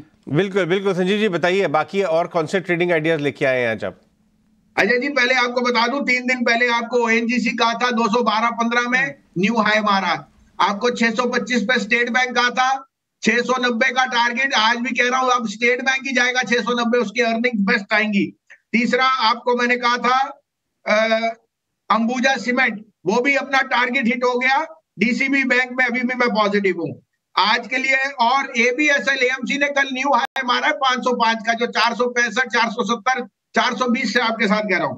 आज लीजिए आईसीआईसीआई प्रू, देखिए annualized premium equivalent, new business volumes are all on the strong side. I think insurance जैसे आपके फिक्स्ड डिपॉजिट है उस तरह के अगर आप इन्वेस्ट करेंगे तो ये इतने स्ट्रॉन्ग कैपिटलाइज्ड इंस्टीट्यूशंस हैं, you can not but make this a theme. और 22,000 पे मुझे कंफर्ट भी चाहिए कि मैं किस बिजनेस में इन्वेस्ट कर रहा हूं। मुझे लगता है insurance is a very very strong bet. तो 565 का पहला टारगेट है, रिजल्ट 17 तारीख को है। Result will be superb of ICICI blue. 515 का स्टॉप लॉस रखिए। दूसरा पिक विप्रो, 465 पे ठोक के कह रहा हूं, 490 रुपए का टारगेट है और 454 का stop loss. And last but not least फिर रीइटरेट करता हूं, Indus tower will be the outperformer for January till the budget. This is hitting 270, 204 का आपका स्टॉप लॉस है। ऑलराइट संजीव जी बहुत बहुत शुक्रिया इस शेयर्स के अपने ट्रेडिंग आइडियाज आज हमारे साथ शेयर करने के लिए। और आप एंजॉय करिए दिल्ली की सर्दी, फिर हमसे मुलाकात होगी आपकी कल। हमारे साथ फंडामेंटल्स पे गौरांग शाह भी जुड़ रहे हैं। गौरांग गुड मॉर्निंग, शुक्रिया हमसे जुड़ने के लिए। आज कल आपने उत्तरायण मनाई कि नहीं? आपने पतंग वतंग उड़ाए या नहीं? बहुत बहुत धन्यवाद अजय आपका। आप सभी को शुभ प्रभात और मकर संक्रांति की शुभकामनाएं आपको और सभी दर्शकों को हमारे तरफ से। तो एक समय हुआ करता था अजय जब सुबह 6 साढ़े 6 बजे छत पर चढ़ जाते थे हम और हमारे मित्र, और शाम को जब तक वो कंदील लगा करके पतंग की डोर नहीं कटती थी तब तक हम वहां पर रहते थे। लेकिन कल थोड़ा बहुत परिवार के साथ हम बिजी हो गए थे, तो कल पतंग उड़ाने का अवसर भी नहीं मिला और अब तो समय भी नहीं है। सही बात है, काश वो समय वापस आ जाए, वो बचपन के दिन जब समय या कोई पता ही नहीं रहता था, वो समय अगर वापस आ जाए। मैं देख रहा था मेरे कई सारे मित्र जो हैं मुंबई से ट्रेनें पकड़ के और गाड़ियां पकड़ के गुजरात गए हुए थे, राजकोट, बड़ौदा, और वहाँ से वीडियोस भेज रहे थे। रूफटॉप पार्टियां हो रही थी, ज़बरदस्त मस्ती हो रही थी।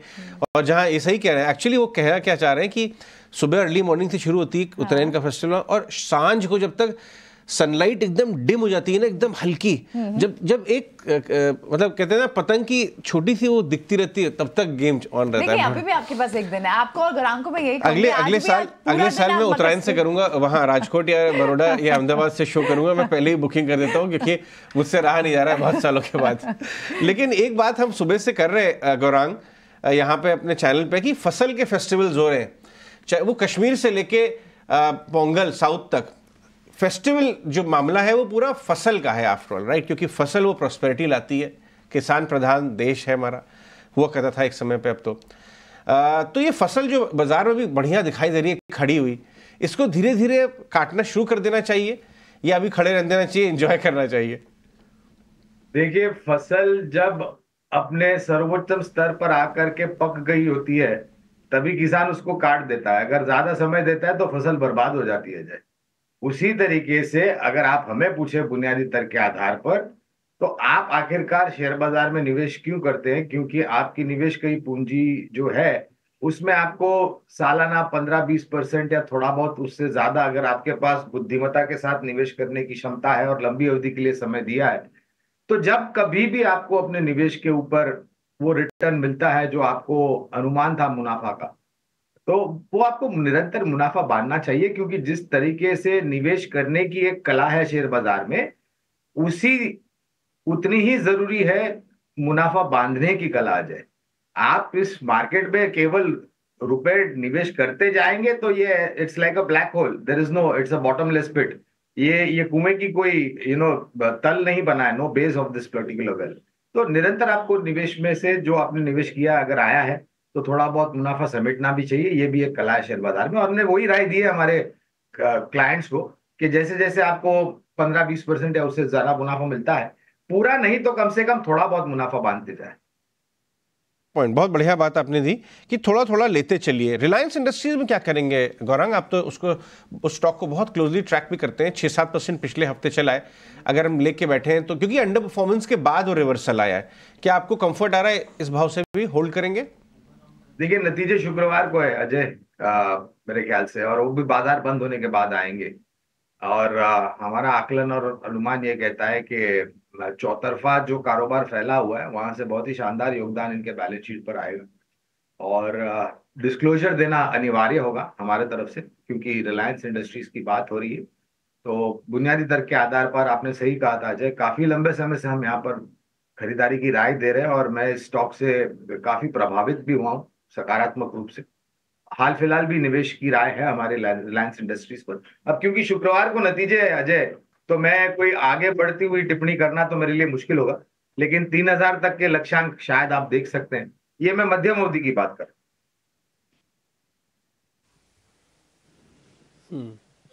ठीक है, फाइनली अब सोनी पटनायक से भी बातचीत हो ही जाएगी। काफ़ी टेक्निकल ग्लिचेस थे आज, तो काफ़ी दूर कर लिए गए हैं उसको।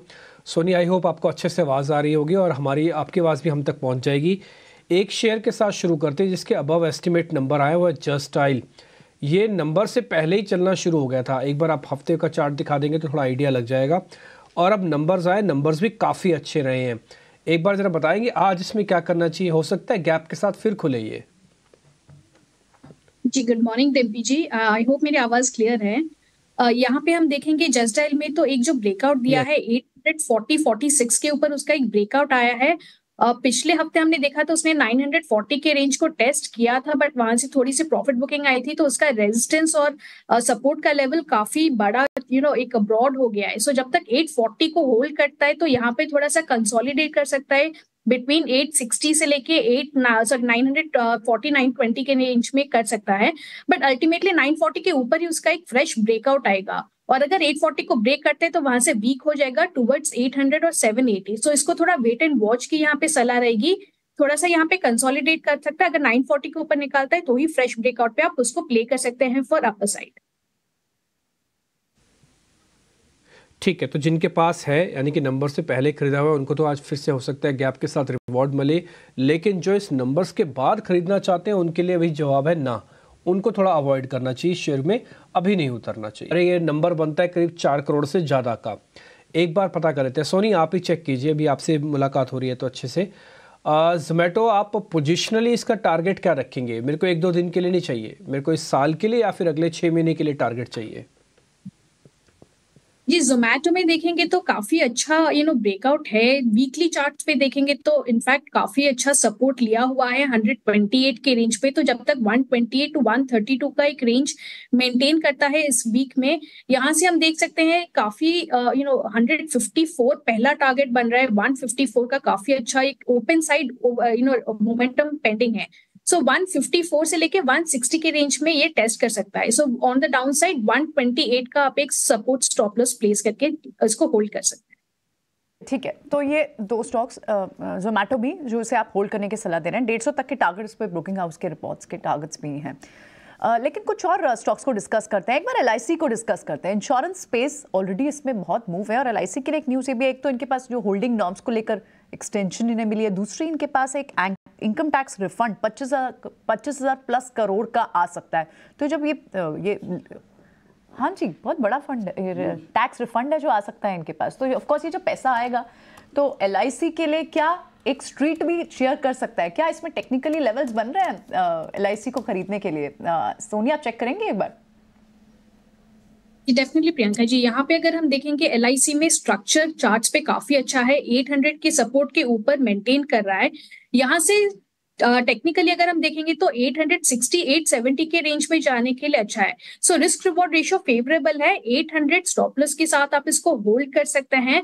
पोजिशनलिटी टारगेट एक बनेगा 870 टारगेट के लिए। और राइट, टेक्निकली भी अच्छे लेवल्स हैं। 7 असेसमेंट ईयर्स का ये पूरा टैक्स रिफंड होगा जिसके आने की बात हो रही है। लेकिन कुछ और स्टॉक्स भी प्रशांत के साथ डिस्कस करते हैं। Prashant, last week auto packet 2 wheeler space specially Hero MotoCorp हो, बजाज ऑटो, उनकी अलग ही आउट परफॉर्मेंस थी। न्यू लॉन्चेस वो एक बड़ा ट्रिगर तो है ही, और साथ ही इनकी अर्निंग्स की भी एक्सपेक्टेशन PV सेगमेंट से, कमर्शियल व्हीकल से बेटर है। तो उस एंटिसिपेशन में स्टॉक्स चल तो गए हैं, लेकिन क्या और चलते रहेंगे? एक बार आप चार्ट चेक करके बताएंगे। तो यहाँ पे अगर मैं TVS मोटर्स की बात करूं प्रियंका, तो यहाँ पे हम करीबन 2100 के नजदीक जा रहे हैं। अब एक लॉजिकल अप्रोच रखना होगा। या आप अभी भी नर्वस हैं जिस हिसाब से कुछ section of the market corporate governance के संदेह उठा रहे हैं? आप कैसे, 18 तारीख को इसके भी रिजल्ट्स हैं बाय द वे, आप कैसे अप्रोच करेंगे? तो अजय, पहली बात तो 5,500 5,600 के स्तर से ये ऊपर स्तर छुआ था इस दिन। इसका IPO 2019 अप्रैल में आया था। 538 या 540 के आसपास का फ्लोर प्राइस था और एक बहुत ही शानदार कंपनी रही है जहां तक निवेशकों की पूंजी में वृद्धि या फिर लाभ होने की बात है। पहली बात। दूसरी बात, मूल्यांकन आकर्षित होना, अगर कोई स्टॉक ऊपर से नीचे आता है तो उसकी वजह क्या है ये जानना जरूरी है। और अगर वजह कोई टैक्स संबंधित या टैक्स नोटिस या फिर टैक्स इन्वेस्टिगेशन से जुड़ी हुई होती है, और यहाँ पर करीबन 1000 करोड़ के कुछ बेनामी और नकद में कुछ बिक्री के बातें आई थी। मामला अभी तक सुलझा नहीं है अजय। एज अ डिस्क्लोजर, जब ये स्टॉक 4,800 4,900 के आसपास था पिछले साल करीबन नवंबर 2023 में, तब हमने जो हमारी खरीदारी की राय थी उसको तब्दील करके बिकवाली की राय दी थी और नीचे के तरफ लक्ष्य दिए थे 4,400 के। उस स्तर से काफी नीचे, यानी कि 4,000 के नीचे कामकाज कर रहा है और मामला अभी तक सुलझा नहीं है, अभी भी उलझा हुआ है। और एक बात यह भी है, पॉलीकैब के पास अगर कुछ निकल करके आता है और कुछ नोटिसेस होती है और कुछ मांग की जाती है तो इनके पास और एक ऑल्टरनेटिव है एपेलेट टर्बुलेंट रोड में जाने के लिए। तो जब तक स्पष्टीकरण नहीं आता है जय, तब तक किसी भी तरह का उतावलापन नहीं करना चाहिए। ठीक है, फेयर पॉइंट। और मैं बता दूं आपको, अपने व्यूअर्स को, कि एनालिस्ट कॉल रिजल्ट्स के ठीक बाद में है, जहां पे मुझे उम्मीद है कि मैनेजमेंट इस मामले में काफ़ी स्पष्टीकरण देंगे अपने शेयर होल्डर्स को, एनालिस्ट को, और उसका बाजार को इंतज़ार भी है। मितेश, ये तो हो गया आपका पॉलीकैब पे बात, लेकिन भारतीय एयरटेल, उसमें एक बड़ा अपग्रेड आया आज। एक्सिस कैपिटल ने 1300 रुपये की बात की है। भारतीय बहुत शानदार तरीके से नीचे नीचे चलता हुआ आ रहा है, धीरे धीरे। स्लो मूवर जरूर है लेकिन स्टेडी मूवर है। इस भाव से 1100 पे आके खड़ा हो गया है अभी। कैसा लगता है, वो ट्रेड है इसमें? यहाँ से देखिए, आज भी प्री ओपन में 20 रुपये ऊपर बता रहा है। डेफिनेटली अजय जी, यहाँ पे एक्सटेंशन ऑफ ट्रेंड है और करंट लेवल के ऊपर भी डेफिनेटली खरीदने की सलाह रहेगी। द रीजन इज दैट अगर आप मंथली चार्ट देखोगे तो बहुत रेयर पैटर्न ये बना है मंथली चार्ट के ऊपर के बहुत ही एक स्ट्रॉन्ग बार बना था for the month of November, जहां पे 900 रुपए से लेके 1018 तक की रैली आई थी और ये सबसे पहला ब्रेकआउट था, क्योंकि उसके पहले जो टॉप था वो 948 का था। तो उसके बाद जो है मंथली चार्ट के ऊपर कांस्टेंट एक अपग्रेडेशन आया है, जो टेक्निकल लैंग्वेज में हम बोलते हैं higher top higher bottom formation. और ये higher top higher bottom formation जो है वो वॉल्यूम के साथ सपोर्टेड है, तो ट्रेंड का एक्सटेंशन है और वो वॉल्यूम के साथ सपोर्टिव है, जिसका मतलब ये है कि रैली जो है वो सस्टेनेबल है। तो डेफिनेटली करंट लेवल 1076 के ऊपर खरीदने की सलाह रहेगी।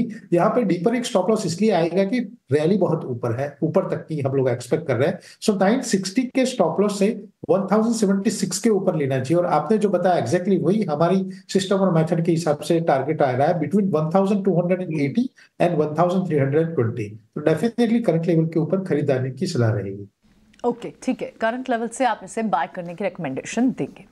चलिए, 9 बज चुके हैं और अब शरद भी हम स्टूडियो में आ चुके हैं आज के 9 खास स्टॉक्स बताने के लिए। अपनी खबर भी बताएंगे और साथ ही ब्रोकिंग हाउस की और बिग बोल्ड ब्रोकरेजेस के स्टॉक्स भी बताएंगे। बताएं शरद। जी बिल्कुल, आईटी के ऑफ कोर्स 2 बड़े अर्निंग्स हैं, एचसीएल टेक, विप्रो, बहुत सारे ऑर्डर फ्लोज आ रहे हैं और एक इंटरेस्टिंग खबर बताता हूँ, वो भी ऑर्डर फ्लो रिलेटेड ही है।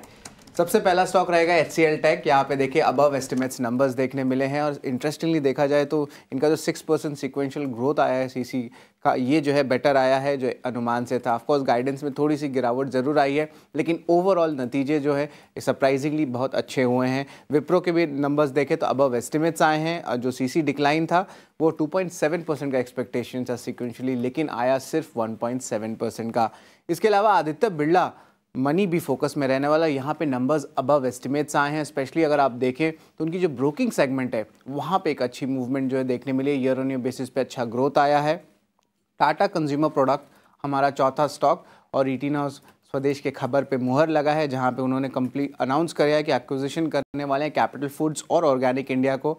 और देखा जाए तो कैपिटल फूड्स को और जो एक्विजिशन है वो 6.8 टाइम्स FY24 नेट सेल्स पे है और ऑर्गेनिक इंडिया का एक्विजिशन जो है लगभग 5.2 टाइम्स उनके नेट सेल्स को लेके है। अभी ऑफकोर्स FY24 के नंबर्स हैं और जो एंटरप्राइज वैल्यू आ रहा है दोनों एक्विजिशन मिला के लगभग 7,000 करोड़ रुपए के रहेंगे। और जो कंप्लीशन होने वाली है 4th क्वार्टर FY24 में होने वाली है और इसमें इक्विटी, डेट और रिपोर्ट्स आ रही है कि 3,500 करोड़ के राइट्स इशू इकोनॉमिक टाइम्स के रिपोर्ट में आ रही है कि ये रेस कर सकते हैं इसको फाइनेंस करने के लिए। BHEL को 15,000 करोड़ का एक बड़ा ऑर्डर आया है, ये NLC इंडिया से मिला है। इसके अलावा गुडलक इंडिया भी फोकस में रहेगा, स्मॉल कैप कंपनी है जहाँ पे QIP इशू खुली है 200 करोड़ की, फ्लोर प्राइस है 990 रुपीज़ पर शेयर का, तो इसको भी ज़रूर अपने रडार में रखिएगा। साथ ग्रुप ऑफ स्टॉक रहने वाला है DB रियल्टी और इंडिया बुल्स हाउसिंग फाइनेंस।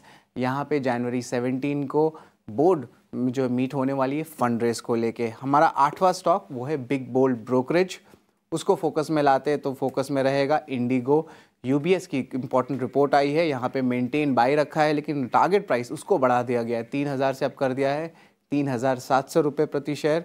और याद रखिए इंडिगो जो है अगले 6 महीने में जो है आप कह सकते हैं कि जो इंडस्ट्री की नई कैपेसिटी की बढ़ोतरी हुई है वो सिर्फ इंटरग्लोब एविएशन में देखने मिली है।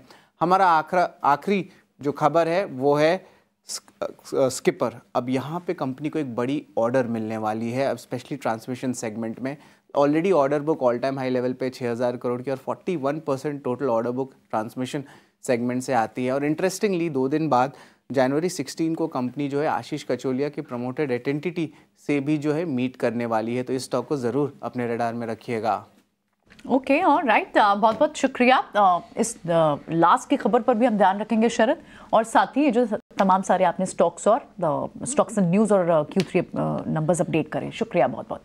चलिए बढ़ेंगे आगे। पैनल पर हमारे साथ शिवांगी शारदा भी हैं, आइए उनसे बात करते हैं। शिवांगी, मॉर्निंग, बहुत बहुत शुभकामनाएं आपको लोहड़ी की, मकर संक्रांति की। बताइए बाजार में कैसे मुनाफा कमा रही हैं आज, क्या ट्रेड्स होंगे आपके? गुड मॉर्निंग आप सभी को और मकर संक्रांति की बहुत सारी ढेर सारी शुभकामनाएं। आशा करती हूँ सबका पोर्टफोलियो जो है वो मिठास से और उड़ान से भरा रहे। तो स्टॉक स्पेसिफिक अगर हम बात करें तो निफ्टी हम देख रहे हैं कि एक नया हाई टच करते हुए एक अच्छे लेवल्स पे क्लोजिंग दिया है। वीकली बेसिस पे हाईएस्ट एवर क्लोजिंग दिया है। वीकली बेसिस पे कंटिन्यूसली हम हायर हाईज ही बनाते जा रहे हैं। तो कुल मिला के जो बुल्स का एक्शन है वो निफ्टी को और लेके जाएगा हायर जोन्स तक। तो यहाँ पे हम इंडिकेट कर रहे हैं कि कोई भी छोटे डिक्लाइंस में यूटिलाइज करनी चाहिए बाइंग की तरफ।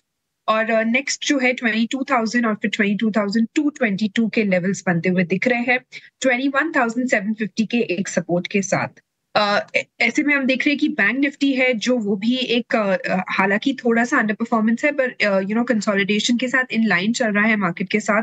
और यहाँ पे कुछ हैवी वेट्स जो है वो स्ट्रेंथ दिखाते हुए नजर आते हुए दिख रहे हैं। तो ये जो हम देख रहे हैं कि यहाँ पे पहला कॉल जो मेरा रहेगा वो रहेगा क्यूमिन्स पे। ये स्टॉक जो है एक लंबे टाइम तक कंसोलिडेट किया है और यहाँ पे एक अच्छी बाइंग इंटरेस्ट देखने को मिली है। लास्ट के सेशन में हमने देखा है कि सपोर्ट पे काफी अच्छा पुल बैक मूव देखने को मिला है लास्ट के second half of the session में। तो ये काफी स्ट्रांग है, वीकली बेसिस पे अपने हर्डल के ऊपर क्लोजिंग दिया है।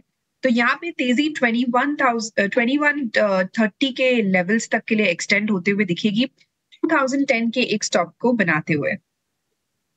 ठीक है, शानदार। इनफैक्ट कैपिटल गुड्स में हम देख रहे हैं कि एक नई चाल, ये जितनी भी स्टॉक्स बता रही हैं, शिवांगी ने भी एक कमिंस इंडिया का नाम लिया, ये थोड़े दिन साइडवेज चले गए थे, महंगे हो गए थे।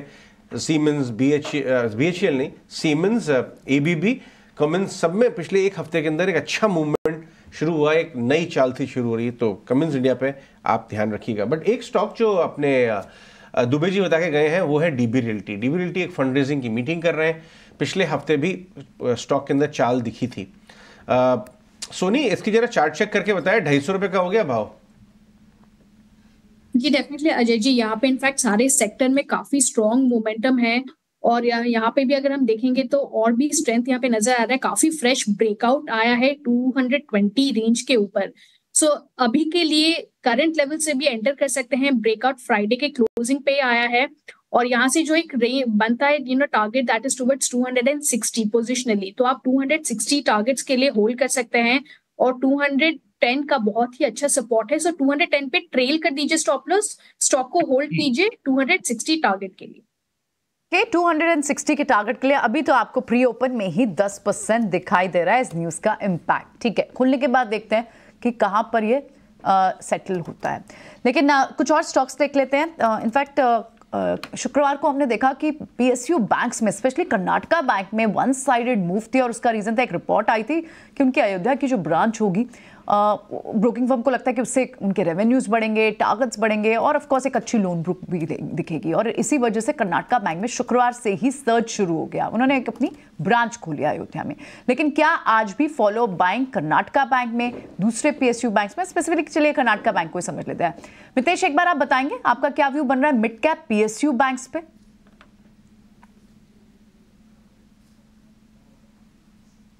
नितेश,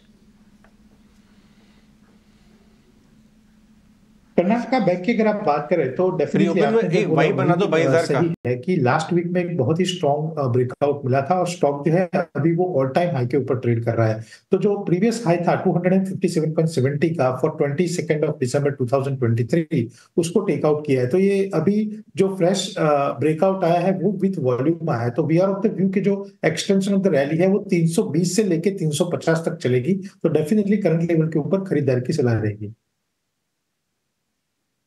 लेवल फाइनली और शेयर्स भी हैं जहाँ पे ब्रेकआउट्स हैं, जरा वो भी चेक कर लेते हैं। रैलीज इंडिया उसमें से एक है। एक बार शिवांगी आप इसको चेक करेंगे, रैलीज इंडिया, ये शेयर आपको ठीक लग रहा है? थोड़ा मैं होल्ड भी करूंगा इस शेयर को।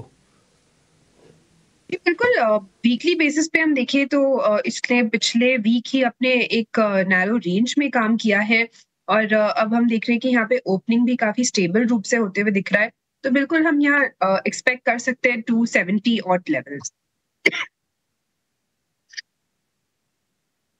हर दिन जब भी निफ्टी गैप के साथ खुलेगा, बढ़त दिखाएगा और नए रिकॉर्ड ऊंचाई पर पहुंच जाएगा। 22,000 का लेवल आपको यही बताता है कि 22,000 के ऊपर आज हम ना केवल निफ्टी की ओपनिंग देख रहे हैं बल्कि नए रिकॉर्ड ऊंचाई पर भी वापस आपको पहुंचता हुआ दिख रहा है। बैंक निफ्टी एक बार हम जरा चेक करवा लेते हैं क्योंकि 9-10 हुए हैं। ये फ्रीज लेवल आपको यहाँ पे मिल जाएंगे और उसके बाद इसके अंदर भी आपको बढ़त देखने को मिलेगी। तो निफ्टी और बैंक निफ्टी दोनों आज बढ़त के साथ आपको ट्रेड करते हुए दिख रहे हैं। इसने 48,000 नहीं पाया, इसलिए वेट करना चाहिए बैंक निफ्टी में कोई भी ट्रेड लेने से पहले, जब तक 48,000 ना आए। एक शेयर और चेक करवा लेते हैं। जहाँ पे टिपिकली ब्रेकआउट हो रहा है या फिर होने को है। एक बार इंडिगो पेंट और चेक करवाते हैं, ज़रा चेक करेंगे। सोनी, आप इंडिगो पेंट के नाम से कंपनी है, INDIGO, इंडिगो पेंट। जी डिम्पी जी, यहाँ पे अगर हम देखेंगे तो इसका ब्रेकआउट 1510 के ऊपर आएगा। टेक्निकली अच्छा है, फ्राइडे को वॉल्यूम्स भी देखे हैं तो आज के डे में अगर 1510 को क्रॉस करके एक बार 15 मिनट के लिए होल्ड सस्टेन करता है तो वहां से 1570 1580 के रेंज में जा सकता है। सो काफी अच्छा है, अगर 1510 को क्रॉस करते हैं उसके ऊपर आप ले सकते हैं। एंड एक बार क्रॉस करने के बाद जो आपको स्टॉप लॉस लगाना होगा वो है 1480 का स्टॉप लॉस आप प्लेस कर सकते हैं और टारगेट्स 1570 1580। ठीक है, इंडिगो पेंट्स एक स्लो मूवर है, एक हिडन स्टॉक है, लेकिन बहुत बढ़िया तेजी पकड़ी है। डिम्पी ने बहुत अच्छा स्टॉक नजर लेके आया। एक बार रिलायंस को लेके आई है। ये 22,000 निफ्टी आज प्री ओपन में दिखा रहा है, इसमें रिलायंस का भी योगदान है। पिछले हफ्ते की जो बड़ी चाल और एक तरह से खींच के निफ्टी को जो लेके गया है वो रिलायंस इंडस्ट्रीज आज भी 10 रुपये ऊपर 2750। इंडेक्स गेनर्स में मैं चाहता हूं कि आप बैंक्स दिखाएं। HDFC बैंक, ICICI बैंक और इंडसइंड, ये 3 बैंक्स जो हैं पिछले हफ्ते भी बाजारों काफ़ी अच्छा मदद कर रहे थे। ये देखिए, एक्सिस हरे निशान में, इंडसइंड हरे निशान में, ICICI बैंक फ्लैट है, लेकिन इंडसइंड में 10-11% की मूव दिखाई दे रही है। ये भी 1700 रुपये का भाव हो गया और रिजल्ट आने वाला है। गौरांग, क्विक व्यू इंडसइंड पे आपका? बहुत शानदार स्टॉक और एक बहुत बड़े अंडर परफॉर्मेंस के बाद अजय चाल देखी हमने। आपको याद होगा एक समय था ये 1200 से लुढ़क करके करीबन 300 के पास पहुंचा था जब खबरें चली थी और कुछ परिवर्तन हो रहा था उसको लेकर के, तब भी कमिटेड थे। आज के तारीख में 1700 के आसपास के भाव। 2 बैंक यहाँ पर बात करना चाहूंगा अजय। एक तो है इंडसइंड बैंक जो कि अंडर परफॉर्मिंग था पूरी निजी क्षेत्र बैंक के ब्रह्मांड में, और एक दूसरा है कोटक महिंद्रा बैंक। ये दोनों पर ही हमारी खरीदारी की राय है लंबी अवधि के लिए, और हमें लग रहा है कि वो जो एक समय था इसका वो अब इतिहास हो चुका है, बीत चुका है। और जिस प्रकार से ऋण की मांग होगी, क्रेडिट डिमांड, उसको लेकर के हम पूरे वित्तीय क्षेत्र में काफी उत्साहित हैं। ठीक है, ये बात उन्होंने सही कही। हमें बताते जा रहे हैं, गौरंग काफ़ी टाइम से इसको बोल रहे हैं कि टाइम आ गया है अब इंडसइंड बैंक का। एक और स्टॉक मुझे बहुत संदेह, मतलब एक तरह से बहुत अचरज भी हो रहा है। ONGC ऐसे टाइम पे चलना शुरू हुआ है जब क्रूड के प्राइस उतने भाग नहीं रहे, बट उसके बाद भी आप देखिए 230 का भाव हो गया। शिवांगी, ONGC पे क्या व्यू है आपका इस भाव से? 7 ईयर हाई पे है स्टॉक। शिवांगी?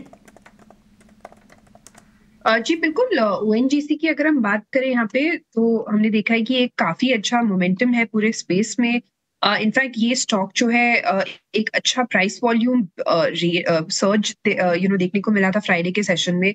वीकली बेसिस पे भी काफी एक अपवर्ड स्लोपिंग ट्रेंड लाइन में रिस्पेक्ट कर रहा है स्टॉक। तो यहाँ बिल्कुल जो है नेक्स्ट लेवल्स जो है एक्सपेक्ट कर सकते हैं हम, अराउंड 240 और लेवल्स, और 225 एक सपोर्ट को ध्यान रखें। ठीक है, आज मार्केट के अंदर फिर से आईटी का दबदबा आपको कायम देखने को मिलेगा। विप्रो तो बकायदा 10% के सर्किट के साथ ही खुल रहा है। इसका ADR तो आपको पता ही था 17% था, तो इसलिए ये स्वाभाविक है कि आपको विप्रो आज 10% दिखे। ये 15 मिनट के बाद फिर से ओपन होगा तो फिर से आपको कुछ और ट्रेड करवाएगा, क्योंकि F&O शेयर्स है तो इस पर सर्किट तो लगेगा नहीं, लेकिन हाँ कुछ टाइम के लिए सेटलमेंट की विंडो खुलती है। उसके बाद HCL टेक ये खुल रहा है 5%। ये दोनों ऐसे हैं जिनके नंबर्स डिस्काउंटेड नहीं थे, यानी कि नंबर्स आए उसके बाद आज पहली बार ट्रेड करेंगे। इसके अलावा टाटा कंज्यूमर्स आपको दिखेगा 2.5% जो ये डील कर रहा है उसके। ONGC ऑलरेडी डिस्कस हो गया। टेक महिंद्रा, इन्फोसिस, TCS भी करीब करीब 2-2% के गैप के साथ खुल रहे हैं। इसका मतलब है कि मार्केट के अंदर आज भी IT और IT जनित निफ्टी दोनों आपको काफ़ी स्ट्रॉन्ग दिखेंगे। हालांकि बैंक निफ्टी में अभी भी 48,000 पार नहीं हुआ, हम 22,050 को भी पार कर चुके हैं निफ्टी के अंदर, तो ये थोड़ा डाइवर्जेंस भी आपको आया है। देखते हैं कैसे पार होता है, क्या एंडरसन करवाएगा या SBI करवाएगा या फिर कुछ और। बाजार खुला है और शुरुआत में ही अवनी IT कंपनीज ने अपनी पकड़ बना रखी है मजबूत। विप्रो तो मैंने ऑलरेडी आपको बता दिया सर्किट पे खुला, इसमें तो कोई चेंज हुआ नहीं। HCL टेक अब करीब 5%, tech Mahindra, LTI Mindtree, Infosys, TCS ये सभी शेयर्स 2 से 5% पर ऊपर ऊपर आपको देखने को मिल रहे हैं। 1550 शेयर एडवांसेस के साथ हैं, 22,000 के ऊपर नए निफ्टी रिकॉर्ड ऊंचाई पर पहुंचते हुए, और हमने आपको 22,000 की गारंटी की एक वाइब दिखाई थी जो आप देख पा रहे थे। अब इसको हमने थोड़ा और बदला है, 2024 के अंदर क्या 24,000 की गारंटी, ऐसी बात है सामने जो बाजार में आ रही है, इसलिए हम आपको सिर्फ ये नोटिस करवा रहे हैं। और आप प्रदेश के प्रधानमंत्री की तस्वीर भी लगी हुई है, तो ये 2024 के अंदर यही तस्वीर कायम रहती है चुनावों के बाद भी, तो शायद गारंटी आपको पक्की लगती हुई दिखे, लेकिन इस बीच चुनाव बीच में ज़रूर खड़े होंगे। 22,000 की गारंटी वाला हमारा ये थीम पूरी तरह से फिट हुआ। आगे बढ़ते हैं तो कुछ एक और शेयर्स देखें जो नॉन आईटी हैं, चल रहे हैं। उसमें ONGC है, इंडसन बैंक भी ऊपर आया है करीब 0.25%, ITC, अल्ट्राटेक सीमेंट, ये सब भी आज मजबूत हैं। कमज़ोर कौन है? कमज़ोर है HDFC लाइफ, कमज़ोर है आइशर मोटर, कमज़ोर है HUL, कमज़ोर है आज ICICI बैंक हल्का सा। तो ये कुछ शुरुआत में ये आपको वो शेयर्स दिख रहे हैं जहाँ पर शुरुआती कमज़ोरी भी है। अगर आप नेक्स्ट 50 को चेक कर रहे हैं, वहाँ पर आपको LIC ये ऊपर दिखेगा, डी मार्ट के भी नंबर आए हैं और उसके बाद इसका भी रिएक्शन आज पॉजिटिव है। IOC पॉजिटिव, चोलामंडलम फाइनेंस 1.5% ऊपर, PNB और कैनरा बैंक भी करीब करीब आधा % ऊपर है। नए रिकॉर्ड स्तरों पर 22,000 को एंजॉय करते हुए मकर संक्रांति के दिन इससे बेहतर शुभ मुहूर्त क्या हो सकता है कि जब 22 तारीख को ही रामलला की प्राण प्रतिष्ठा होने जा रही हो, 22,000 निफ्टी के अंदर दिख रहा हो और शुभ घड़ी आपको मकर संक्रांति की दिखे, तो इससे बेहतर क्या हो सकता है। 2024 के अंदर 24,000 की तैयारी के लिए ये शुभ मुहूर्त अपने आप में काफ़ी हैं। 1750 शेयर अभी भी आपको एडवांसेस के अंदर दिख रहे होंगे।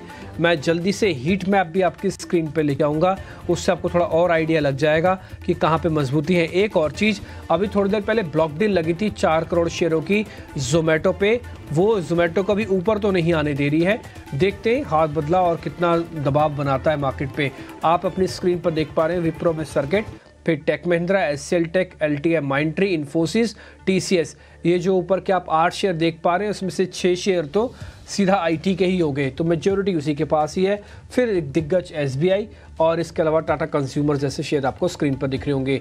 आइशर और HDFC लाइफ हल्का सा प्रेशर बना रहा है। छोटे मझोले शेयर्स क्या कर रहे हैं आपको बता रही है प्रियंका, फिर मेहमानों से हम जरा ओपनिंग के सौदे भी ले देंगे। छोटे मंजोले शेयर भी अच्छा कर रहे हैं डिम्पी, बढ़िया कर रहे हैं। इनफैक्ट आप देखें मिड कैप में इस वक्त प्रेस्टीज फिर से 3-3.5% की तेजी वहां दिख रही है। परसिस्टेंट और कोफोर्ज IT के वो पहले 5 काउंटर्स में है। इनफैक्ट बैंक्स में आप union bank, bank of India तो वन साइडेड 119-120 से लगातार चल रहा है पिछले 4-5 दिनों में, 130 के पार वहां हो गया। BHEL में NLC, आपको याद होगा NLC के मैनेजमेंट कुछ दिन पहले हमारे पास थे और उन्होंने बात बोली थी कि L1 बिडर में BHEL बहुत हद तक L1 बिडर वही होगा और कंफर्मेशन आई। उस दिन भी स्टॉक चला था 6%, आज 3% जब ऑफिशियल हुआ है तो 3% की मूव आपको BHEL पे 15,000 करोड़ के ऑर्डर की उसका रिएक्शन दिख रहा है। और साथ ही थोड़ा सा जो सॉफ्ट है मिड कैप में उसमें डिक्सॉन टेक, इसमें थोड़ी सी सॉफ्टनेस है। JSW एनर्जी ये भी पिछले हफ्ते काफी चला, वहां थोड़ी सी सॉफ्टनेस दिखाई दे रही है। स्मॉल कैप को भी एक बार लेकर आते हैं कि वहां किस तरह की मूव है। कुछ टेक्सटाइल के काउंटर्स है, ट्राइडेंट जैसे जो last week one of the gainers भी थे मिड कैप ब्रॉडर मार्केट से, उनमें आज भी आपको मूव दिख रही है। मैंगलोर रिफाइनरी में 10% की मूव दिख रही है आपको। दूसरे कुछ और काउंटर्स में इंडिया बुल हाउसिंग फाइनेंस, वहां 2% की मूव है। जेंसर, साइंट, इनमें भी 3-4% और जस्ट डायल नंबर्स आए 7% की मूव वहां पर भी देखने को मिल रही है। सो जहां नंबर्स अच्छे आए आज, प्लस जहां पर मोमेंटम न्यूज का है वहां आज भी फॉलो बाइंग जबरदस्त दिख रही है। जी हाँ, इस समय एडवांस डिक्लाइन काफी मजबूती की तरफ इशारा कर रहा है। आगे बढ़ते हैं और अपने सारे पैनलिस्ट से उनके ओपनिंग ट्रेड्स ले लेते हैं। शिवांगी, आपसे शुरुआत करूंगा। 22,000 के पार निफ्टी हो चुका है, एडवांस डिक्लाइन खास तौर पर एडवांस की तरफ नजर आ रहे हैं, आपका ओपनिंग ट्रेड ऐसे में क्या होगा?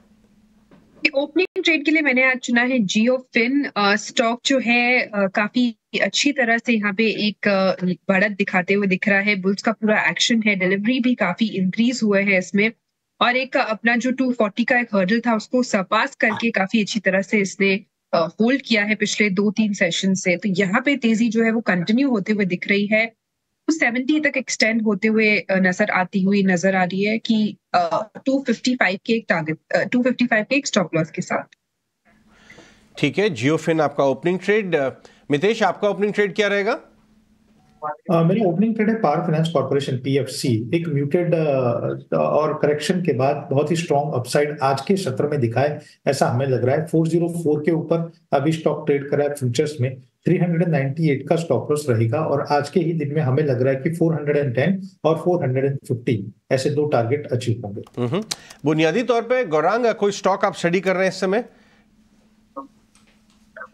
अजय, काफी सारे स्टॉक्स है ऐसे तो बुनियादी दर के आधार पर, लेकिन एक स्टॉक जो मेरे ख्याल से बहुत ही चुपचाप अपनी दशा और दिशा और कुंडली सुधार रहा है, वो है ऊर्जा उत्पादन में टाटा पावर है। और हमारा अनुमान, आकलन और जो भी टिप्पणियां मैनेजमेंट ने अपने कारोबार को लेकर के की है, उसके साथ साथ जो भी नई ऊर्जा उत्पादन क्षमता जो है वो जुड़ने वाली है पूरे ऊर्जा उत्पादन क्षेत्र में और टाटा पावर के तरफ से 355-360 के आसपास मेरे ख्याल से मौजूदा स्तर है। हमने बहुत ही बड़ा लक्ष्य हमारे सामने रखा है इसके लिए, और मैं उम्मीद करता हूं कि हम खरे उतरेंगे इस लक्ष्य के ऊपर, और वो है करीबन 450 का। ये बुनियादी तर्क के आधार पर आपने प्रश्न पूछा है अजय, इसलिए ये बुनियादी तर्क के आधार पर ही हम राय दे रहे हैं। और दर्शक मित्रों से एक ही विनंती होगी, नम्र विनंती होगी कि आप समय सीमा कम से कम 1.5 साल या उससे अधिक दे दें। ठीक है, 450 रुपए का टारगेट टाटा पावर पे। जी हाँ, 280 से वन साइडेड चलना शुरू हुआ है और कमेंट्री बाजार में मैनेजमेंट ने बहुत ही मजबूत दी है। अपने 3 साल में अपने प्रॉफिट्स और टॉप लाइन को डबल करने की कमेंट्री दी है। जिस दिन वो कमेंट्री दी थी हम यहीं बैठे हुए थे और हमने वो प्रेजेंटेशन भी शेयर की अपने व्यूअर्स के साथ। वन साइडेड धीरे धीरे स्टेडीली चलना शुरू हो चुका है। सोनी पटनायक, आपका ओपनिंग ट्रेड?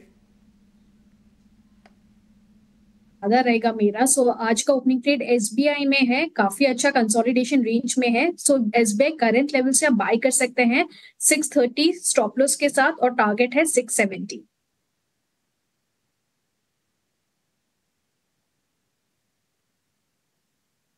बीआई की तरफ ओपनिंग ट्रेड बनता हुआ नजर आ रहा है। थोड़ा ब्रॉडर मार्केट की तरफ नजर डालें तो डीबी रियल्टी, वो जो खबर के पहले ही बॉन्ड, ये फंड रेजिंग की मीट अभी हुई नहीं है, लेकिन आज 10% ऊपर खुला, अभी भी 7% ऊपर बैठा हुआ है। इसके चार्ट जरा चेक करके बताएं शिवांगी। 240 के करीब जी। पूरे स्पेस में हम देख रहे हैं कि ये काफी अच्छा मोमेंटम है और बाकी स्टॉक्स जो है वो भी काफी अच्छी तरह से होल्ड करते हुए दिख रहे हैं। सो ऑफ कोर्स इसका एक टेलविंड मिलते हुए दिखेगा सेक्टर का। स्टॉक ने एक ट्रायंगल फॉर्मेशन का ब्रेकआउट दिया है और उसके बाद फॉलो अप बाइंग देखने को मिल रही है वीकली फ्रेम में। तो कुल मिला के आज थोड़ा कंसोलिडेशन देखने को मिल सकता है, क्योंकि ओपनिंग जो है वो गैप अप होते हुए दिखा है, पर ओवरऑल यहाँ सस्टेन कर जाता है तो फिर हम 250 तक के लेवल्स एक्सपेक्ट कर सकते हैं स्टॉक में। ठीक है। सो ये कुछ स्टॉक्स हैं, इनफैक्ट जितने भी आईटी काउंटर्स हैं उनमें तो ज़बरदस्त मूव है ही, लेकिन आप दूसरे स्टॉक्स में अभी प्राइस मूवमेंट के बेसिस पर देखें तो ओएनजीसी आज फिर से 1.5% की तेज़ी है। ओएनजीसी अभी रडार पे था और एक्सपर्ट्स के शॉर्ट कवरिंग का बाउट अच्छा आपको डॉक्टर रेड्डी जैसे काउंटर्स में भी दिख रहा है, मारुति जैसे काउंटर्स में भी दिख रहा है। इनफैक्ट अच्छी मूव आपको स्टॉक्स में दिखाई दे रही है। कोई बड़ी कॉल्स भी हम ले रहे हैं अजय? जी हाँ, 22,000 का कॉल तो हो गया है और हमारे संजीव हसीन साहब ने ऑलरेडी ये बात कही थी कि 22,000 करवा के दम लेंगे, और वो करवा भी दिया है। संजीव जी मुबारक, आपका कॉल एकदम परफेक्ट बैठा। अब आप प्रॉफिट बुक करने के लिए भी आप बताते रहे हैं, लेकिन 22,000 तो आपने करवा ही दिया एक बार को। लास्ट वीक आपको याद है अजय, जब थोड़ा बाजार थोड़ा सॉफ्ट हुआ था तो उन्होंने कहा था फ्राइडे से रिकवरी मोड में आ जाएगा और अगले हफ्ते से बाजार नई ऊंचाई पे होगा। बैंक निफ्टी भी 48,000 के पार। बताइए क्या किया जाए ऐसे में, मुनाफा लेते चले? तो प्रियंका जी, मैंने कहा था बच्चे को थोड़ी सांस लेने दो, आ जाएगा। आप तो थोड़ा सा तो रिजाइन करो, साढ़े नाल रहोगे तो ऐश करोगे, जिंदगी ये सारे बड़े कैश करोगे। बिल्कुल प्रॉफिट बुक लीजिए जहां जहां दिखता है, लेकिन बैंक्स में बने रहिए। एसबीआई कोटक में तो चाल शुरू हुई है, बैंक निफ्टी में lead from the front, do some profit booking. By the way, आपको फिर कहता हूं कि मैंने विप्रो आपको एक हफ्ते से दो हफ्ते से कह रहा हूं 415, 20, 30, 450 आज सर्किट लग गया। अब चाहे उसमें अर्निंग हो या नहीं हो, जिसने पैसा कमाया वो है real, who's eating the, who's taking the icing on the cake.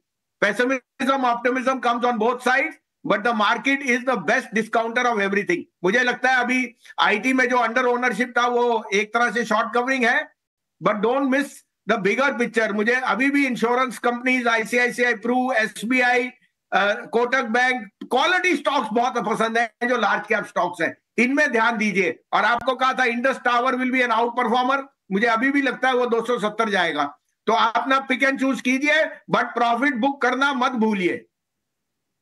Profit book करने की आप ये जो बात कर रहे हैं, तो आईटी पर भी प्रॉफिट बुकिंग थोड़ी सी सजेस्ट करेंगे? अब 2-3 दिन से काफी चल चुके हैं स्टॉक्स, क्या थोड़ा सा यहाँ पर भी प्रॉफिट टेबल से लेना चाहिए, या फिर अब बने रहे अभी भी एक चाल मोमेंटम को राइड करें? नहीं, ट्रेडर हैं तो बने रहे, इन्वेस्टर हैं तो थोड़ा बहुत प्रॉफिट बुक कीजिए, पर्टिकुलरली मिड कैप आईटी। अगर चाल आएगी तो लार्ज कैप में आएगी, because that is where foreign buying will come. और मुझे लगता है उनकी गाइडेंस, उनका जो आगे का आउटलुक है, विप्रो 550 रुपए जरूर जाएगा, आप उसमें अपना ध्यान रखिए। लेकिन प्रियंका जी देखिए, यूफोरिया में ही पैसा बनता है जो घर आ जाता है, नहीं तो वो बुक प्रॉफिट होता है। मैं भी बुलिश होऊंगा, आप भी बुलिश होंगे, सब होंगे। जो स्मार्ट मनी है वो अपना घर पैसा भी ले जाएगा। Nifty is not cheap here, index पे थोड़ा ध्यान रखिए, बट प्रॉफिट बुक करना मत भूलिए। Leave some money on the table for the rest to take that money. Bhasin साहब, आपके कॉन्फिडेंस को देखते हुए ना हमारे प्रोड्यूसर ने एक कॉल भी ली थी कि जब 20-21 हज़ार के आसपास था तो उन्होंने कहा था कि 22 हज़ार की गारंटी, वो तो लग गया। अब हमारे प्रोड्यूसर ने एक और कॉल ली है सर, उन्होंने ना ऊपर चेंज कर दिया थोड़ा सा, ऊपर लिखा है 2024 और 24 हज़ार की गारंटी। सर ये ठीक कर रहे हैं कि वो गलत कर रहे हैं? अगर ये गलत कर रहे हैं तो रोक देते हैं उनको हम, अगर ठीक कर रहे हैं तो आपकी फोटो भी लगा देते हैं सर। अरे सर, कहा मेरी फोटो, मोदी जी तो भगवान है सर, उन्होंने तो शेयर बाजार क्या देश को देखिए कहां से कहां पहुंचा दिया। और जय जय श्री राम, अब तो राम मंदिर का उद्घाटन भी है। तो भगवान में आस्था रखिए, अपनी इन्वेस्टमेंट रखिए। और India is a super place, politics aside. तो मैं ये नहीं कहता, 24,000 एक नंबर है, जरूर आ भी जाएगा इस साल में, बट थोड़ी वॉलेटिलिटी आएगी। अब इतनी स्ट्रेट तीर में अगर आप सबको 24,000 कहेंगे तो फिर मुश्किल होती है। अभी markets are fully pricing in a lot of good things. थोड़ा सा कॉशन रखिए, थोड़ा सा घर पैसा ले जाइए, छुट्टी पे घूम के आइए, मौसम अच्छा है उसका मजा लीजिए। लेकिन at the end of the year 24,000 क्या, शायद ऊपर ही आ जाए।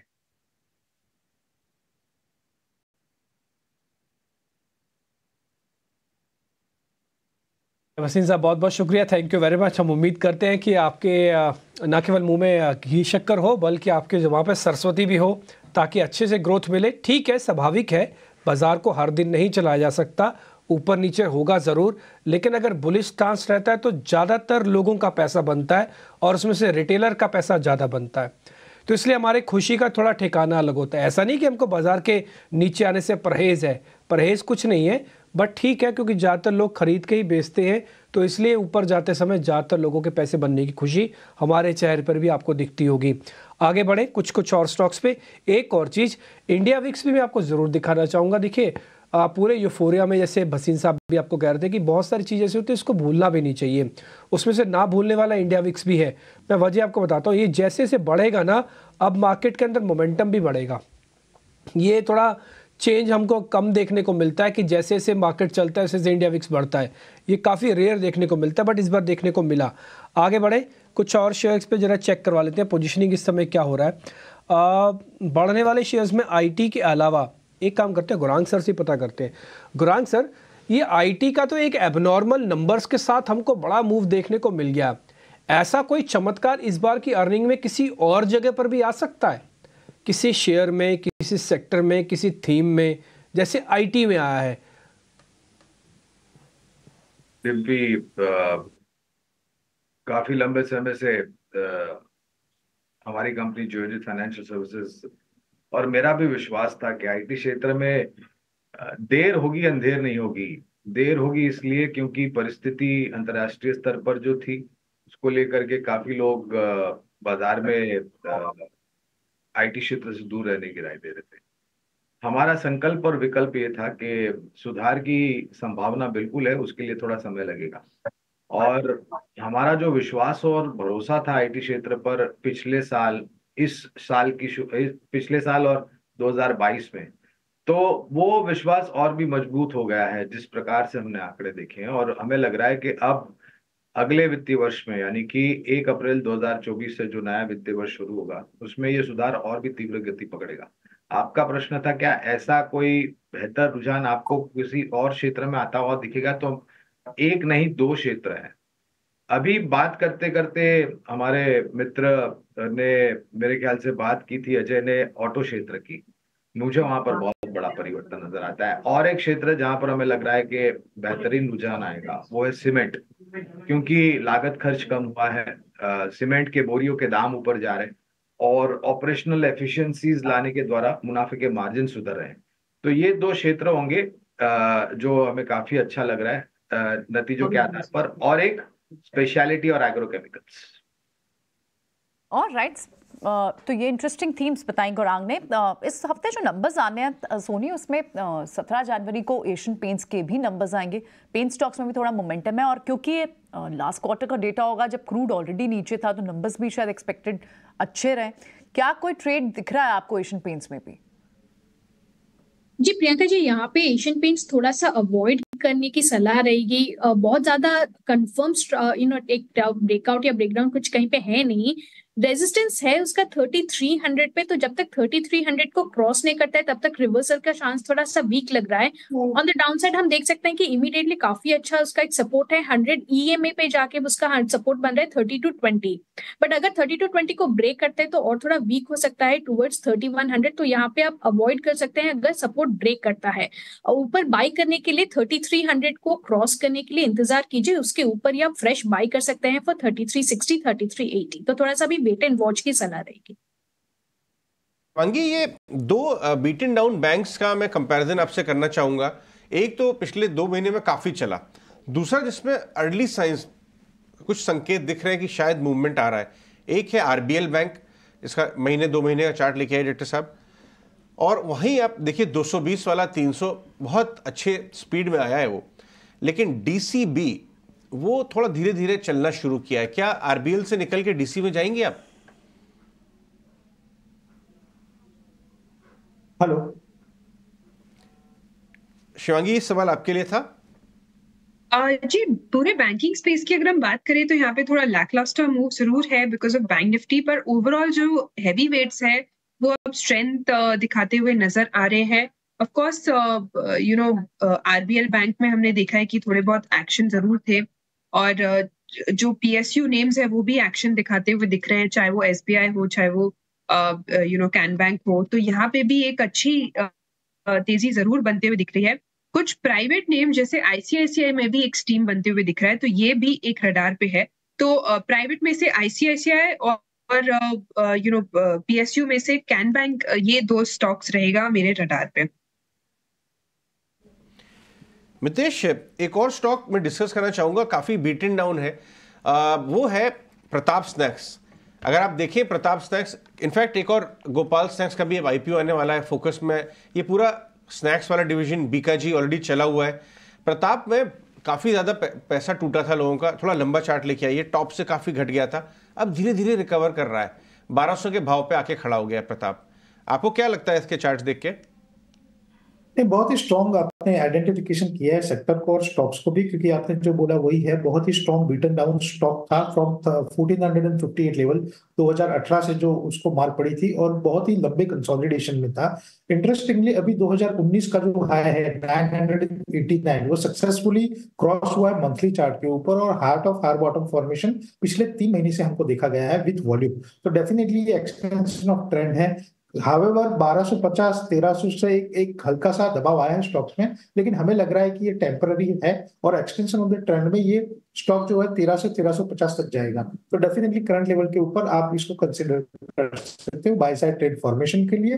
आपका यहाँ पे स्टॉप लॉस रहेगा 1055 का और पहला टारगेट 1250, दूसरा टारगेट 1320। ओके, ऑलराइट, ठीक है। ये तो प्रताप स्नैक्स पे बात हुई, लेकिन अब हमारी रिसर्च टीम से सृष्टि एक्सक्लूसिव न्यूज़ लेकर आई हैं। फार्मा और ऑटो दोनों कवर करती हैं। बताइए सृष्टि, क्या न्यूज़ आ रही है बायोकॉन पे? जी हाँ, बायोकॉन फोकस में है, जहां हमारे सूत्र हमें बता रहे हैं कि कंपनी अपने बायोसिमिलर आर्म और साथ ही साथ अपने रिसर्च डिवीजन में हिस्सा बिक्री की बातें कर रही हैं पोटेंशियल इन्वेस्टर्स के साथ, क्योंकि कंपनी जो प्रोसीड्स है उसको यूटिलाइज करना चाहती है अपना कर्जा कम करने के लिए, जो कि पहले भी कंपनी ने इन दोनों ही आर्म्स में हिस्सा बेचा है। बट वियाट्रिस के एक्विजिशन के बाद जो कर्जा है कंपनी के बुक्स पे वो काफ़ी एलिवेटेड लेवल्स यानी हायर लेवल्स पे हमें देखने को मिला था और सितंबर 2023 तक अगर हम देखें तो कंपनी की बुक्स पे 17,000 करोड़ का जो है ओवरऑल डेट है और अब इसको कम करने के लिए कंपनी अपने दोनों ही इन डिविजन्स में हिस्सा बिक्री की बातें कर रही है इन्वेस्टर्स के साथ। अगर इनके बायोसिमिलर आर्म की बात करें तो यहाँ पे बायोकॉन का करीब 70% हिस्सा है, जो कि लास्ट स्टेक सेल हुआ था वो इनके इस आर्म को $6 बिलियन की वैल्यूएशन दिया था।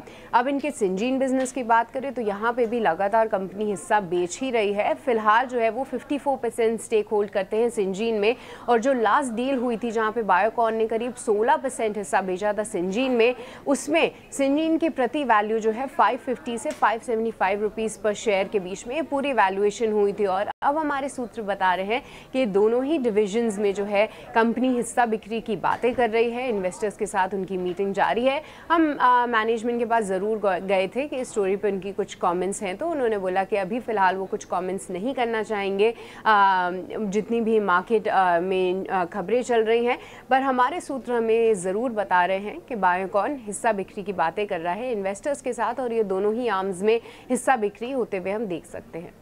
Okay, all right, very interesting Srishti, ये न्यूज़ देकर आने के लिए बहुत बहुत शुक्रिया अजय। इनफैक्ट ये जो बायोकॉन की ये जो बायोसिमिलर की बात हो रही है अच्छी, इसकी वैल्यूएशन भी अच्छी है और इनफैक्ट रेवेन्यू जनरेट करती है बायोकॉन के लिए लगभग 50% तक का। कितना बड़ा हो सकता है ये? देखिए ऐसा है कि बायोकॉन डेट कम करने पे काफ़ी ज़्यादा हावी है, काफ़ी फोकस है। मैनेजमेंट ने कई बार हमें बोला भी है, उन्होंने पहले भी ट्रांजेक्शन किए हुए हैं। इनफैक्ट आधार पूनावाला ने इंडिविजुअल कैपेसिटी में इनके बायोसिमिलर कारोबार में पैसा डाला हुआ है। और इस तरह की अगर एक और ट्रांजैक्शन होती है तो वो डेट रिडक्शन और कम होगा। और कहीं ना कहीं अगर आप देखें तो यही एक ऐसा स्टॉक बायोकॉन रह गया है बाकी सारे फार्मा में जो कंपैरेटिवली चला नहीं है। ये 220 वाला 280 कुछ भी नहीं चला। ग्लेनमार्क डबल हो गया, डेट का इशू था और स्टॉक भी काफ़ी चले क्योंकि गाइडेंस इंप्रूव की। ये अंडर परफॉर्मिंग स्टॉक है। अगर ट्रांजेक्शन आता है इस तरह का जो सृष्टि कह के गई है तो उससे बाजार में इस स्टॉक को बल मिल सकता है। लेकिन गौरांग है हमारे साथ, एक बार पूछ लेते हैं। गौरांग, ये जो बता रही थी हमारी सहयोगी सृष्टि की एक डेट रिडक्शन के लिए एक ट्रांजैक्शन हो सकता है, आपके हिसाब से कितना फायदेमंद हो सकता है स्टॉक पे इस तरह का कोई भी डेट रिडक्शन मूव? मेरे ख्याल से जो भी टिप्पणियां और जो भी आकलन सृष्टि जी ने किया है उसकी उम्मीद हमें भी थी। और एज अ डिस्क्लोजर अजय, इस स्टॉक में वो एक गाना था ना, इंतहा हो गई इंतजार की, उसी तरह की परिस्थिति है बायोकॉन में। काफी लंबे समय से हमने भी एज अ डिस्क्लोजर राय दी थी बायोकॉन में खरीदारी करने की, और एक महामारी का दौर था। बाकी अन्य फार्मा क्षेत्र के स्टॉक्स एक तरफ और बायोकॉन एक तरफ, जहां तक नकारात्मक रुझान है।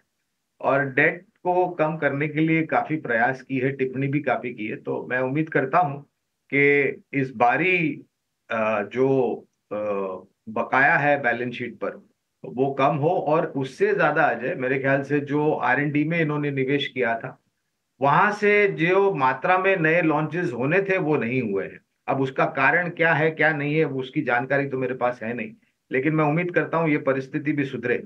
हमारी खरीदारी की राय है बायोकॉन पर एज अ डिस्क्लोजर।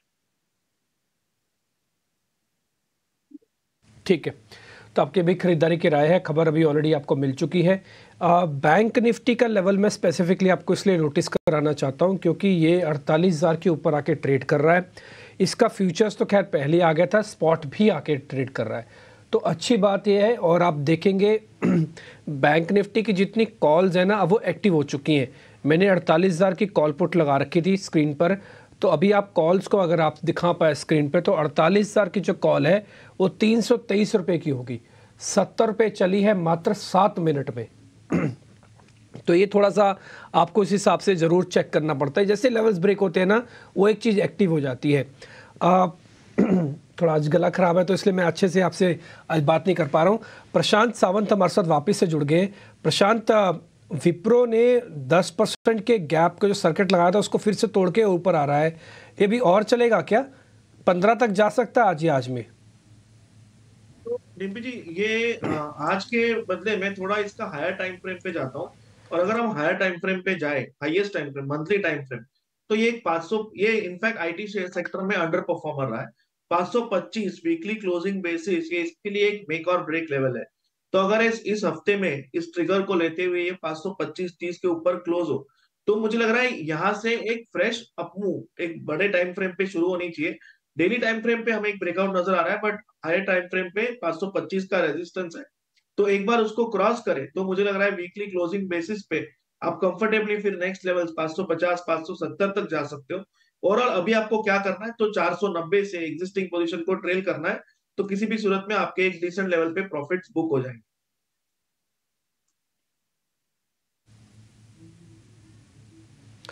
ठीक है, कुछ एक और स्टॉक्स जिस पे जरा मार्केट का मोमेंटम चेक करवाते हैं, जहां पर मैं टॉप 500। अच्छा, एक शेयर आपको ध्यान होगा, अवंती फीड्स, हमने 1-2 दिन पहले भी आपको बताया था, इक्वाडोर वाली खबर भी बाद में शरद ने आपको नोटिस करवाई थी, उसके अंदर तेज़ी बदसरूर जारी है, लगातार जिसे हम कहते हैं नॉन स्टॉप, वो आपको जारी है। 7% की तेज़ी के साथ ये शेयर अभी भी आपको मोमेंटम में तेज़ दिखेगा।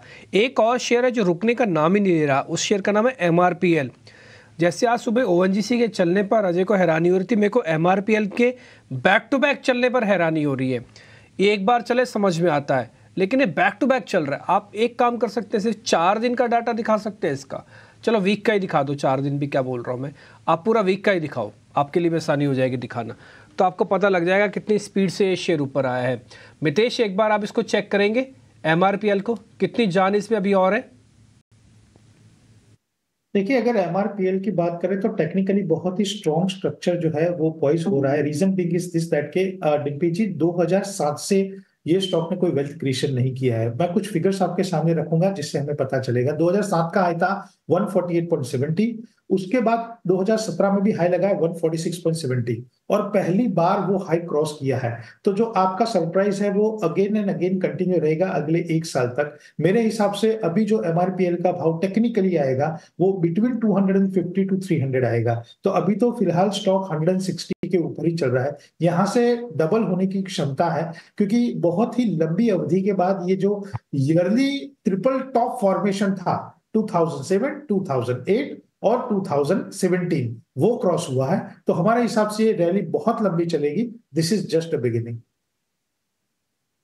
राइट, ठीक है, तो ये तो बात MRPL पे इतनी बड़ी मूव के बाद मितेश को लगता है रैली अभी और चलेगी। लेकिन इस वक्त आप देखें जितने भी स्मॉल बैग्स हैं, स्मॉल ब्रॉडर मार्केट के स्टॉक्स हैं, धनलक्ष्मी बैंक, छोटे counter, south Indian bank, bank of Maharashtra, जबरदस्त तेजी इनमें बनी हुई है।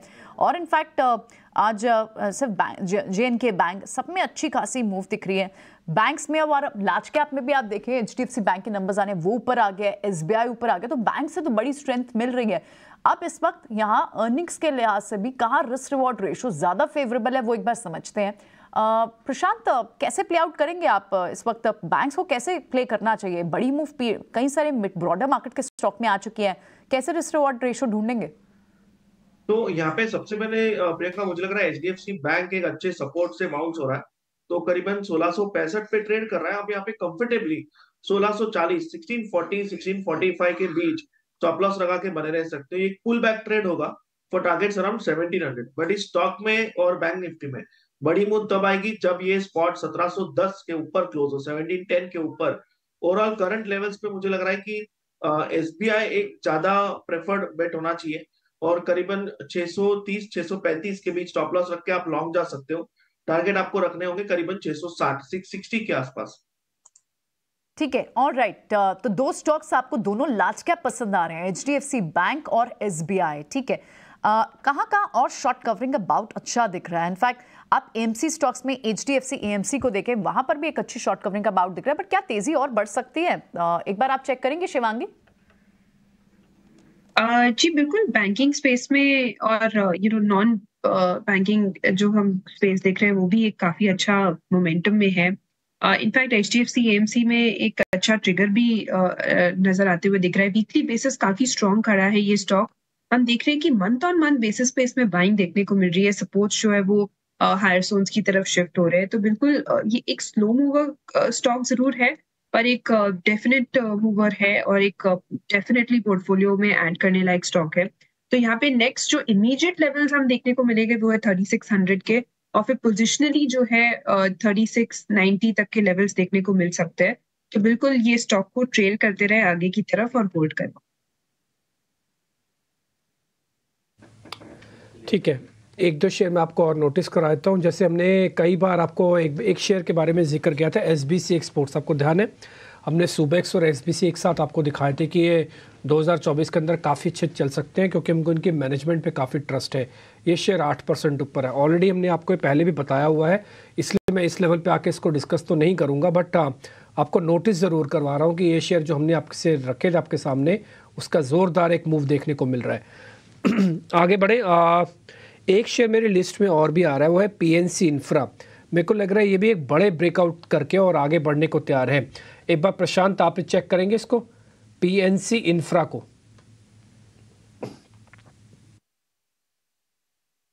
जी डिम्पी जी, बिल्कुल। अगर हम देखें तो एक बहुत बड़ा गैप अप हुआ है और हम करीबन 400 ऑलमोस्ट 400 के लेवल पे ट्रेड कर रहे हैं।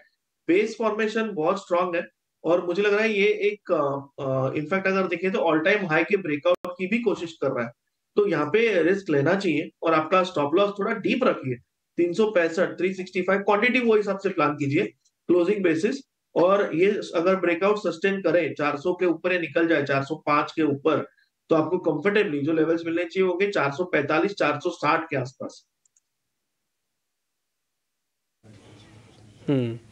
एक चीज मैं आपको और आज के नोटिस कराता हूं, आज ना निफ्टी ने जो ओपन किया है, ओपन का लेवल सुनना गंभीरता से, वो है 22,053 का, और आज का जो हाई बना है वो है 22,081 का। यानी कि खुलने के बाद सिर्फ 30 पॉइंट और चला और उसके बाद का कुछ खास बड़ा मूव आया नहीं। मार्केट थोड़ा रुक गया, हाँ, करीब आधा घंटा हो चुका है।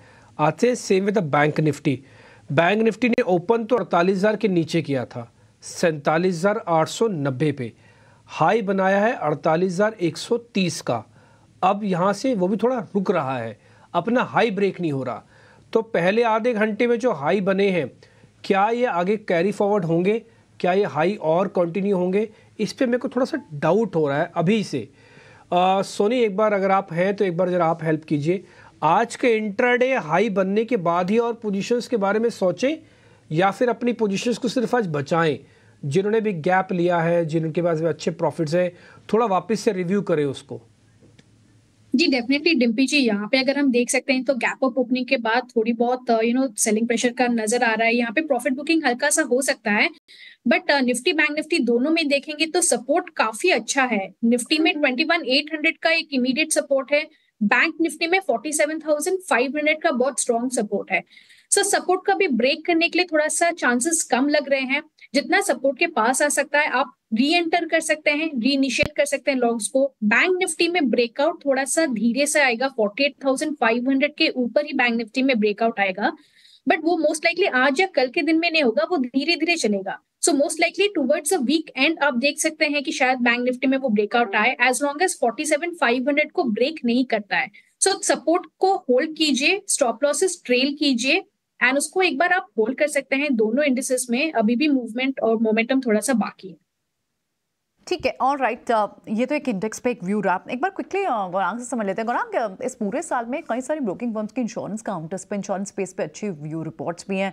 बजट में भी ऐसी बात की जा रही है कि शायद हो सकता है थोड़ी सी बीपीएल कैटेगरी, सॉफ्ट कैटेगरी के लिए कुछ और अनाउंसमेंट्स आ सकती हैं।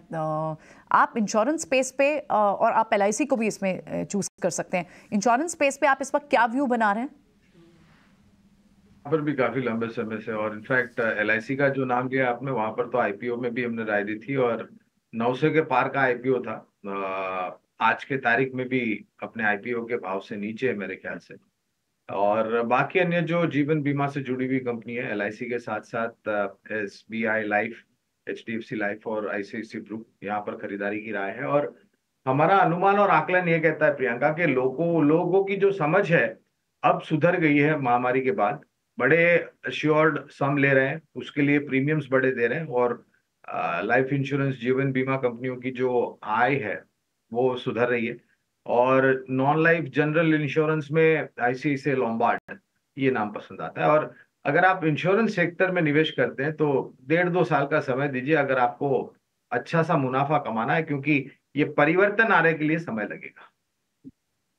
ठीक है, बिल्कुल नहीं, चीज़ें तो बहुत चेंज हुई है, लोगों का माइंडसेट चेंज हुआ है, और आपको स्टॉक स्पेसिफिक ICICI लोम्बार्ड पसंद आता है। बहुत बहुत शुक्रिया गौरांग आज समय देने के लिए और आज ये सारे इंसाइट्स हमारे साथ शेयर करने के लिए। बढ़ेंगे आगे। एक बार रिलायंस को चेक करते हैं। शिवांगी, आप चेक करेंगे एक बार, रिलायंस थोड़ा सा लॉन्ग भी अब अनवाइंड होते हुए दिख रहे हैं। सो एक बार के लिए जो मूव दिखी थी, जो गेन्स थे, उसे आप डाइजेस्ट कर रहे हैं कि आप रिलायंस पे इस वक्त किस तरह का एक्शन दिख सकता है? रिलायंस काफी 3 दिनों से काफी एक अच्छा स्ट्रेंथ दिखा है, इंडेक्स को भी एक मूव करने की पूरी इसकी ताकत लगी है।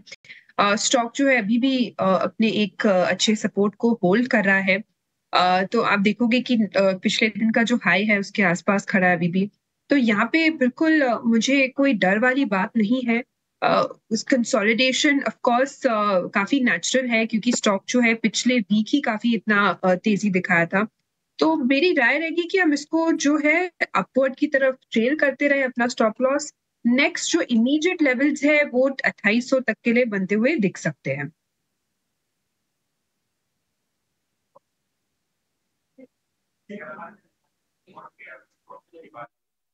अलग अलग स्टॉक्स पे आप ध्यान रखिएगा। हाँ, मैं फिर से बोलूँगा, इंडाइसिस हो सकता है आपको एक रेंज में इल्यूजन करें, थोड़ा बहुत एडजस्टमेंट्स करें, बट आपको स्टॉक्स अच्छे मिलेंगे। RVNL भी इसी तरह से कैटेगरी का एक शेयर है। रेलवे का कैश काउंटर है, 5% ऊपर है। चेक करवाते हैं एक बार जरा मितेश से। मितेश, इसमें आपका टेक क्या होगा RVNL पर?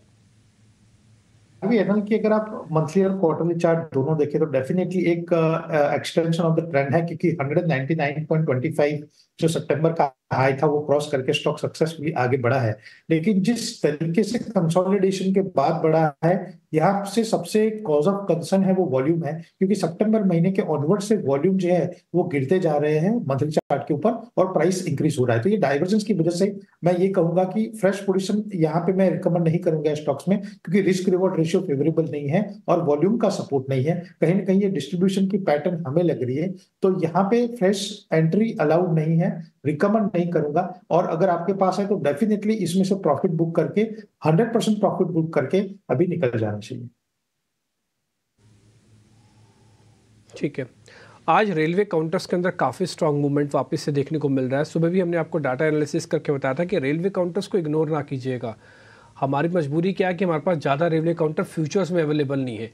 जो था वो मैंने आपको बता दी, IRCTC वो भी करीब 0.5% ऊपर है। हालांकि इसके अलावा जो कैश काउंटर है उसमें बस काफ़ी ज़्यादा है। IRFC, RVNL जैसे भी मैंने पता किया। एक बार अगर आप दिखाना चाहें तो एक और शेयर भी दिखा सकते हैं, इरकॉन, वो भी करीब 2.5% अभी तेज़ होकर कामकाज कर रहा है। ये अच्छी बात है कि एक राउंड की तेज़ी के बाद ये ज़्यादातर शेयर्स वापस आपको स्पीड से ऊपर आते हुए दिख रहे हैं। एक और शेयर भी है हैप्पीएस्ट माइंड। टिपिकली IT की ऐसी कंपनी है जिसके बारे में चर्चा कम होती है, लेकिन ये भी काफ़ी अच्छा रिटर्न आपको देता है। हैप्पीएस्ट माइंड पे एक बार आपकी रिकमेंडेशन प्रशांत।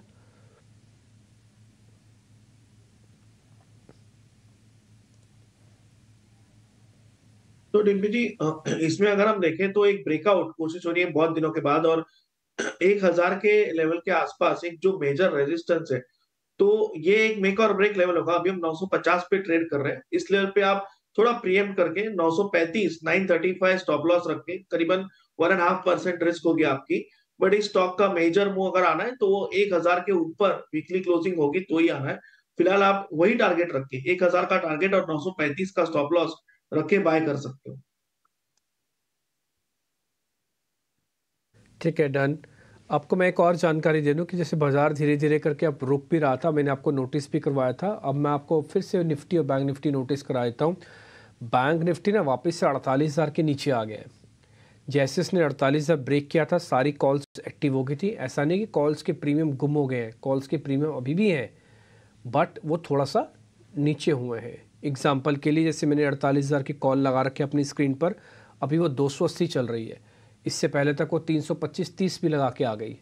तो आपको हो सकता है वापस से एक री एंट्री का मौका भी मिल जाए, या फिर अगर आपको पूरा ट्रस्ट नहीं हो रहा तो लीव इट। जहाँ पे ट्रस्ट और क्लैरिटी ना हो ना, बाज़ार में छोड़ना सबसे बेहतर चीज़ होती है, नहीं तो फिर फंस जाएंगे आप। हाँ, फिर गलत स्टेप आपसे हो जाएगा। आगे बढ़ें तो कुछ और स्टॉक, हमें एक ऑप्शंस का चैंपियन भी अभी आपके सामने लेके आएंगे, लेकिन उससे पहले एक शेयर मेरी लिस्ट में और भी चल रहा है, OFSS। मैंने आपको कई बार ये शेयर नोटिस भी करवाया होगा। थोड़ा बड़ा शेयर है इसलिए चर्चा भी कम होती है और जिक्र भी कम होता है इसके बारे में। OFSS, एक बार शिवांगी आप इसको चेक करेंगे। ये OFSS की बात अगर हम करें तो यहाँ पे पिछले वीक हमने पूरा देखा कि स्ट्रेंथ बहुत ही अच्छा था। एक कंसोलिडेट करा था स्टॉक, पर जिस तरह से अपने एक रेंज से निकला है स्टॉक में और अपने की एक्सपोनेंशियल मूविंग एवरेजेस के ऊपर भी होल्ड कर रहा है, तो बिल्कुल यहाँ स्ट्रेंथ जो है वो बरकरार रहने की पूरी संभावना रहेगी। तो इमीडिएटली हम 4950 तक के लेवल्स एक्सपेक्ट कर सकते हैं स्टॉक में।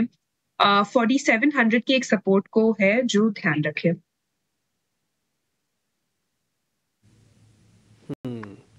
ठीक है गुरांग सर, मार्केट में ना एक चर्चा चल रही है ऑयल मार्केटिंग कंपनीज को लेकर कि ये री रेट हो रही है, अगर मोदी सरकार रिपीट हो गई तो फिर तो ये शायद और री रेटिंग के कैंडिडेट बन जाएंगे। लेकिन जब तक सरकार रिपीट होती नहीं, चुनाव होते नहीं, एक खबर और आना बाकी है। खबर ये आ सकती है कि सरकार कभी भी मौका देख के या ऑयल मार्केटिंग कभी भी मौका देख के कुछ दाम घटा सकते हैं पेट्रोल के और डीजल के। ये कंज्यूमर्स के लिए तो बहुत अच्छी बात है, लेकिन बैलेंस शीट्स के लिए उतनी अच्छी बात नहीं है। आपको लगता है कि फ़र्क पड़ेगा या फिर अब ये पुरानी बातें हो गई हैं? ये नया भारत है, नई ऑयल मार्केटिंग कंपनीज हैं, इन सब चीज़ों का फ़र्क नहीं पड़ता?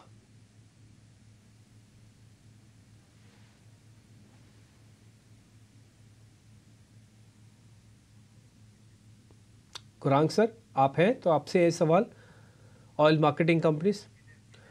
और ठीक है, गुरांग सर से बात तो नहीं हो पाएगी। एक काम करते हैं, फिर ये फंडामेंटल को ना ज़रा टेक्निकल में कन्वर्ट कर लेते हैं। मैं फिर इस तरीके से नहीं पूछता, फिर मैं ज़रा सोनी पटनायक से दूसरे तरीके से पूछता हूँ। सोनी, इसमें से कौन सा शेयर ऐसे है जिसमें फटीक, जिसमें थकावट आपको नज़र आ रही, ज़रा मेरे को ये बताओ आप। जी डिम्पी जी, यहाँ पे अगर हम देखेंगे तो सारे स्टॉक्स काफी अच्छे से चले हुए हैं। थोड़ा सा अगर फटीक हमको यहाँ पे नजर आ रहा है तो वो है आईयूसी में हम देख सकते हैं कि एक रेजिस्टेंस के पास आ गया है। यहाँ पे काफी अप मूव चला हुआ है, बट एक रेजिस्टेंस है उसका 138 के तरफ। सो आज का भी हाई उसने 137 के आसपास ही मारा है। सो जब तक वो 138 को क्रॉस ना करता है, थोड़ा यहाँ पे आपको हल्की सी प्रॉफिट बुकिंग नजर आ सकती है। एक 130 लेवल का आप नजर देख सकते हैं। अगर ये नजर आपको ये लेवल आता है 130, तो आप यहाँ से बाय ऑन डिप्स की एक सलाह रख सकते हैं। सो ये काफी अच्छा रहेगा। 130 128 के रेंज में अच्छा रेंज है अक्यूमुलेट करने के लिए, बिकॉज उसका जो कि इंपॉर्टेंट सपोर्ट है वो 125 124 के रेंज पे बैठ रहा है। सो जितना आप सपोर्ट के पास इसको अक्यूमुलेट करेंगे उतना बेटर होगा। सो एक बार यहाँ से मुझे लग रहा है कि थोड़ा सा डिप नजर आएगा। सो डिप में आप बाय कीजिए, री एंटर कीजिए, वहां से दोबारा घूम सकता है टुवर्ड्स 135 130।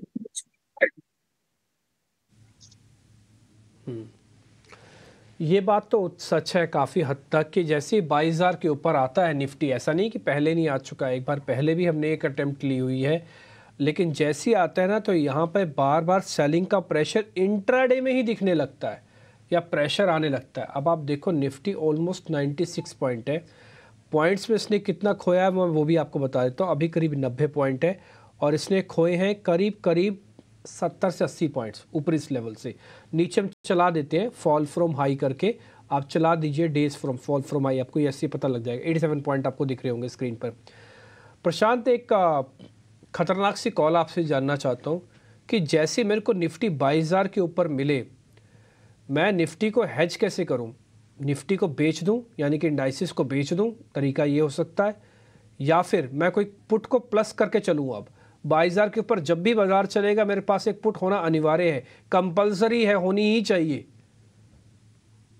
जी नहीं डिम्पी जी, मैं ऐसी कोई भी स्ट्रैटेजी नहीं करूंगा, मैं एक बहुत बेसिक लेवल करूंगा। अगर आप देखो और निफ्टी के फ्यूचर्स को तो हम ट्रेड कर रहे हैं अभी के हिसाब से 22,016 22,015।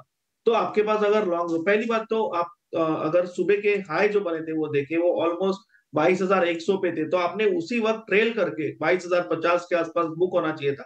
अगर अभी भी नहीं हुआ तो आपका स्टॉप लॉस होना चाहिए 21,950 21,950। एक लॉजिकल अप्रोच, अगर ये लेवल ब्रेक होता है आपके प्रॉफिट्स बुक हो जाने चाहिए। मैं एक स्ट्रॉन्ग मूव में जहां रोज आपको अप मूव मिल रहा है, मैं कोई पुट पोर्टफोलियो में नहीं रखूंगा। इनफैक्ट मैं लॉजिकली प्रॉफिट्स बुक करता जाऊंगा हर लेवल पे, और अब मैं ट्राई करूंगा कि मैं कैश में आके वेट करूं एक नेक्स्ट डिप के लिए।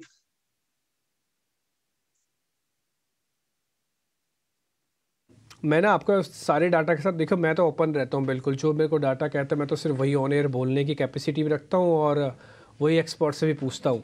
कुछ ऐसे शेयर्स भी हैं जहाँ पे मेरे को थोड़ा वीकनेस भी दिख रही है, शुरुआती डाटा उतना स्ट्रॉन्ग नहीं है। उसमें से डिक्सन टेक्नोलॉजी एक बार आप दिखा सकते हैं? डिक्सन टेक्नोलॉजी दिखाइए आप। आप दिखाइए ICICI प्रू, आप दिखाइए ब्रिटानिया, आप दिखाइए GMR इंफ्रा, आप दिखाइए सन टीवी। ये ऐसे सभी शेयर्स जिसके बारे में भी मैंने चर्चा की है, ये सारे शेयर्स एक बार जरा स्क्रीन पे देखेंगे, आपको शुरुआती उनमें उतनी पावर है, उतनी स्ट्रेंथ नहीं दिखेगी।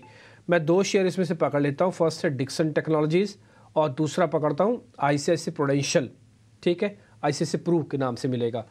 मितेश जरा दोनों के बारे में बताइए, आपको इनमें वीकनेस कितनी दिखती है? स्ट्रेंथ ही मेरे को चेक करवानी, वीकनेस पता करवानी है। ओके, तो सबसे पहले तो ICICI प्रूडेंशियल के बारे में बात करेंगे। तो ICICI प्रूडेंशियल के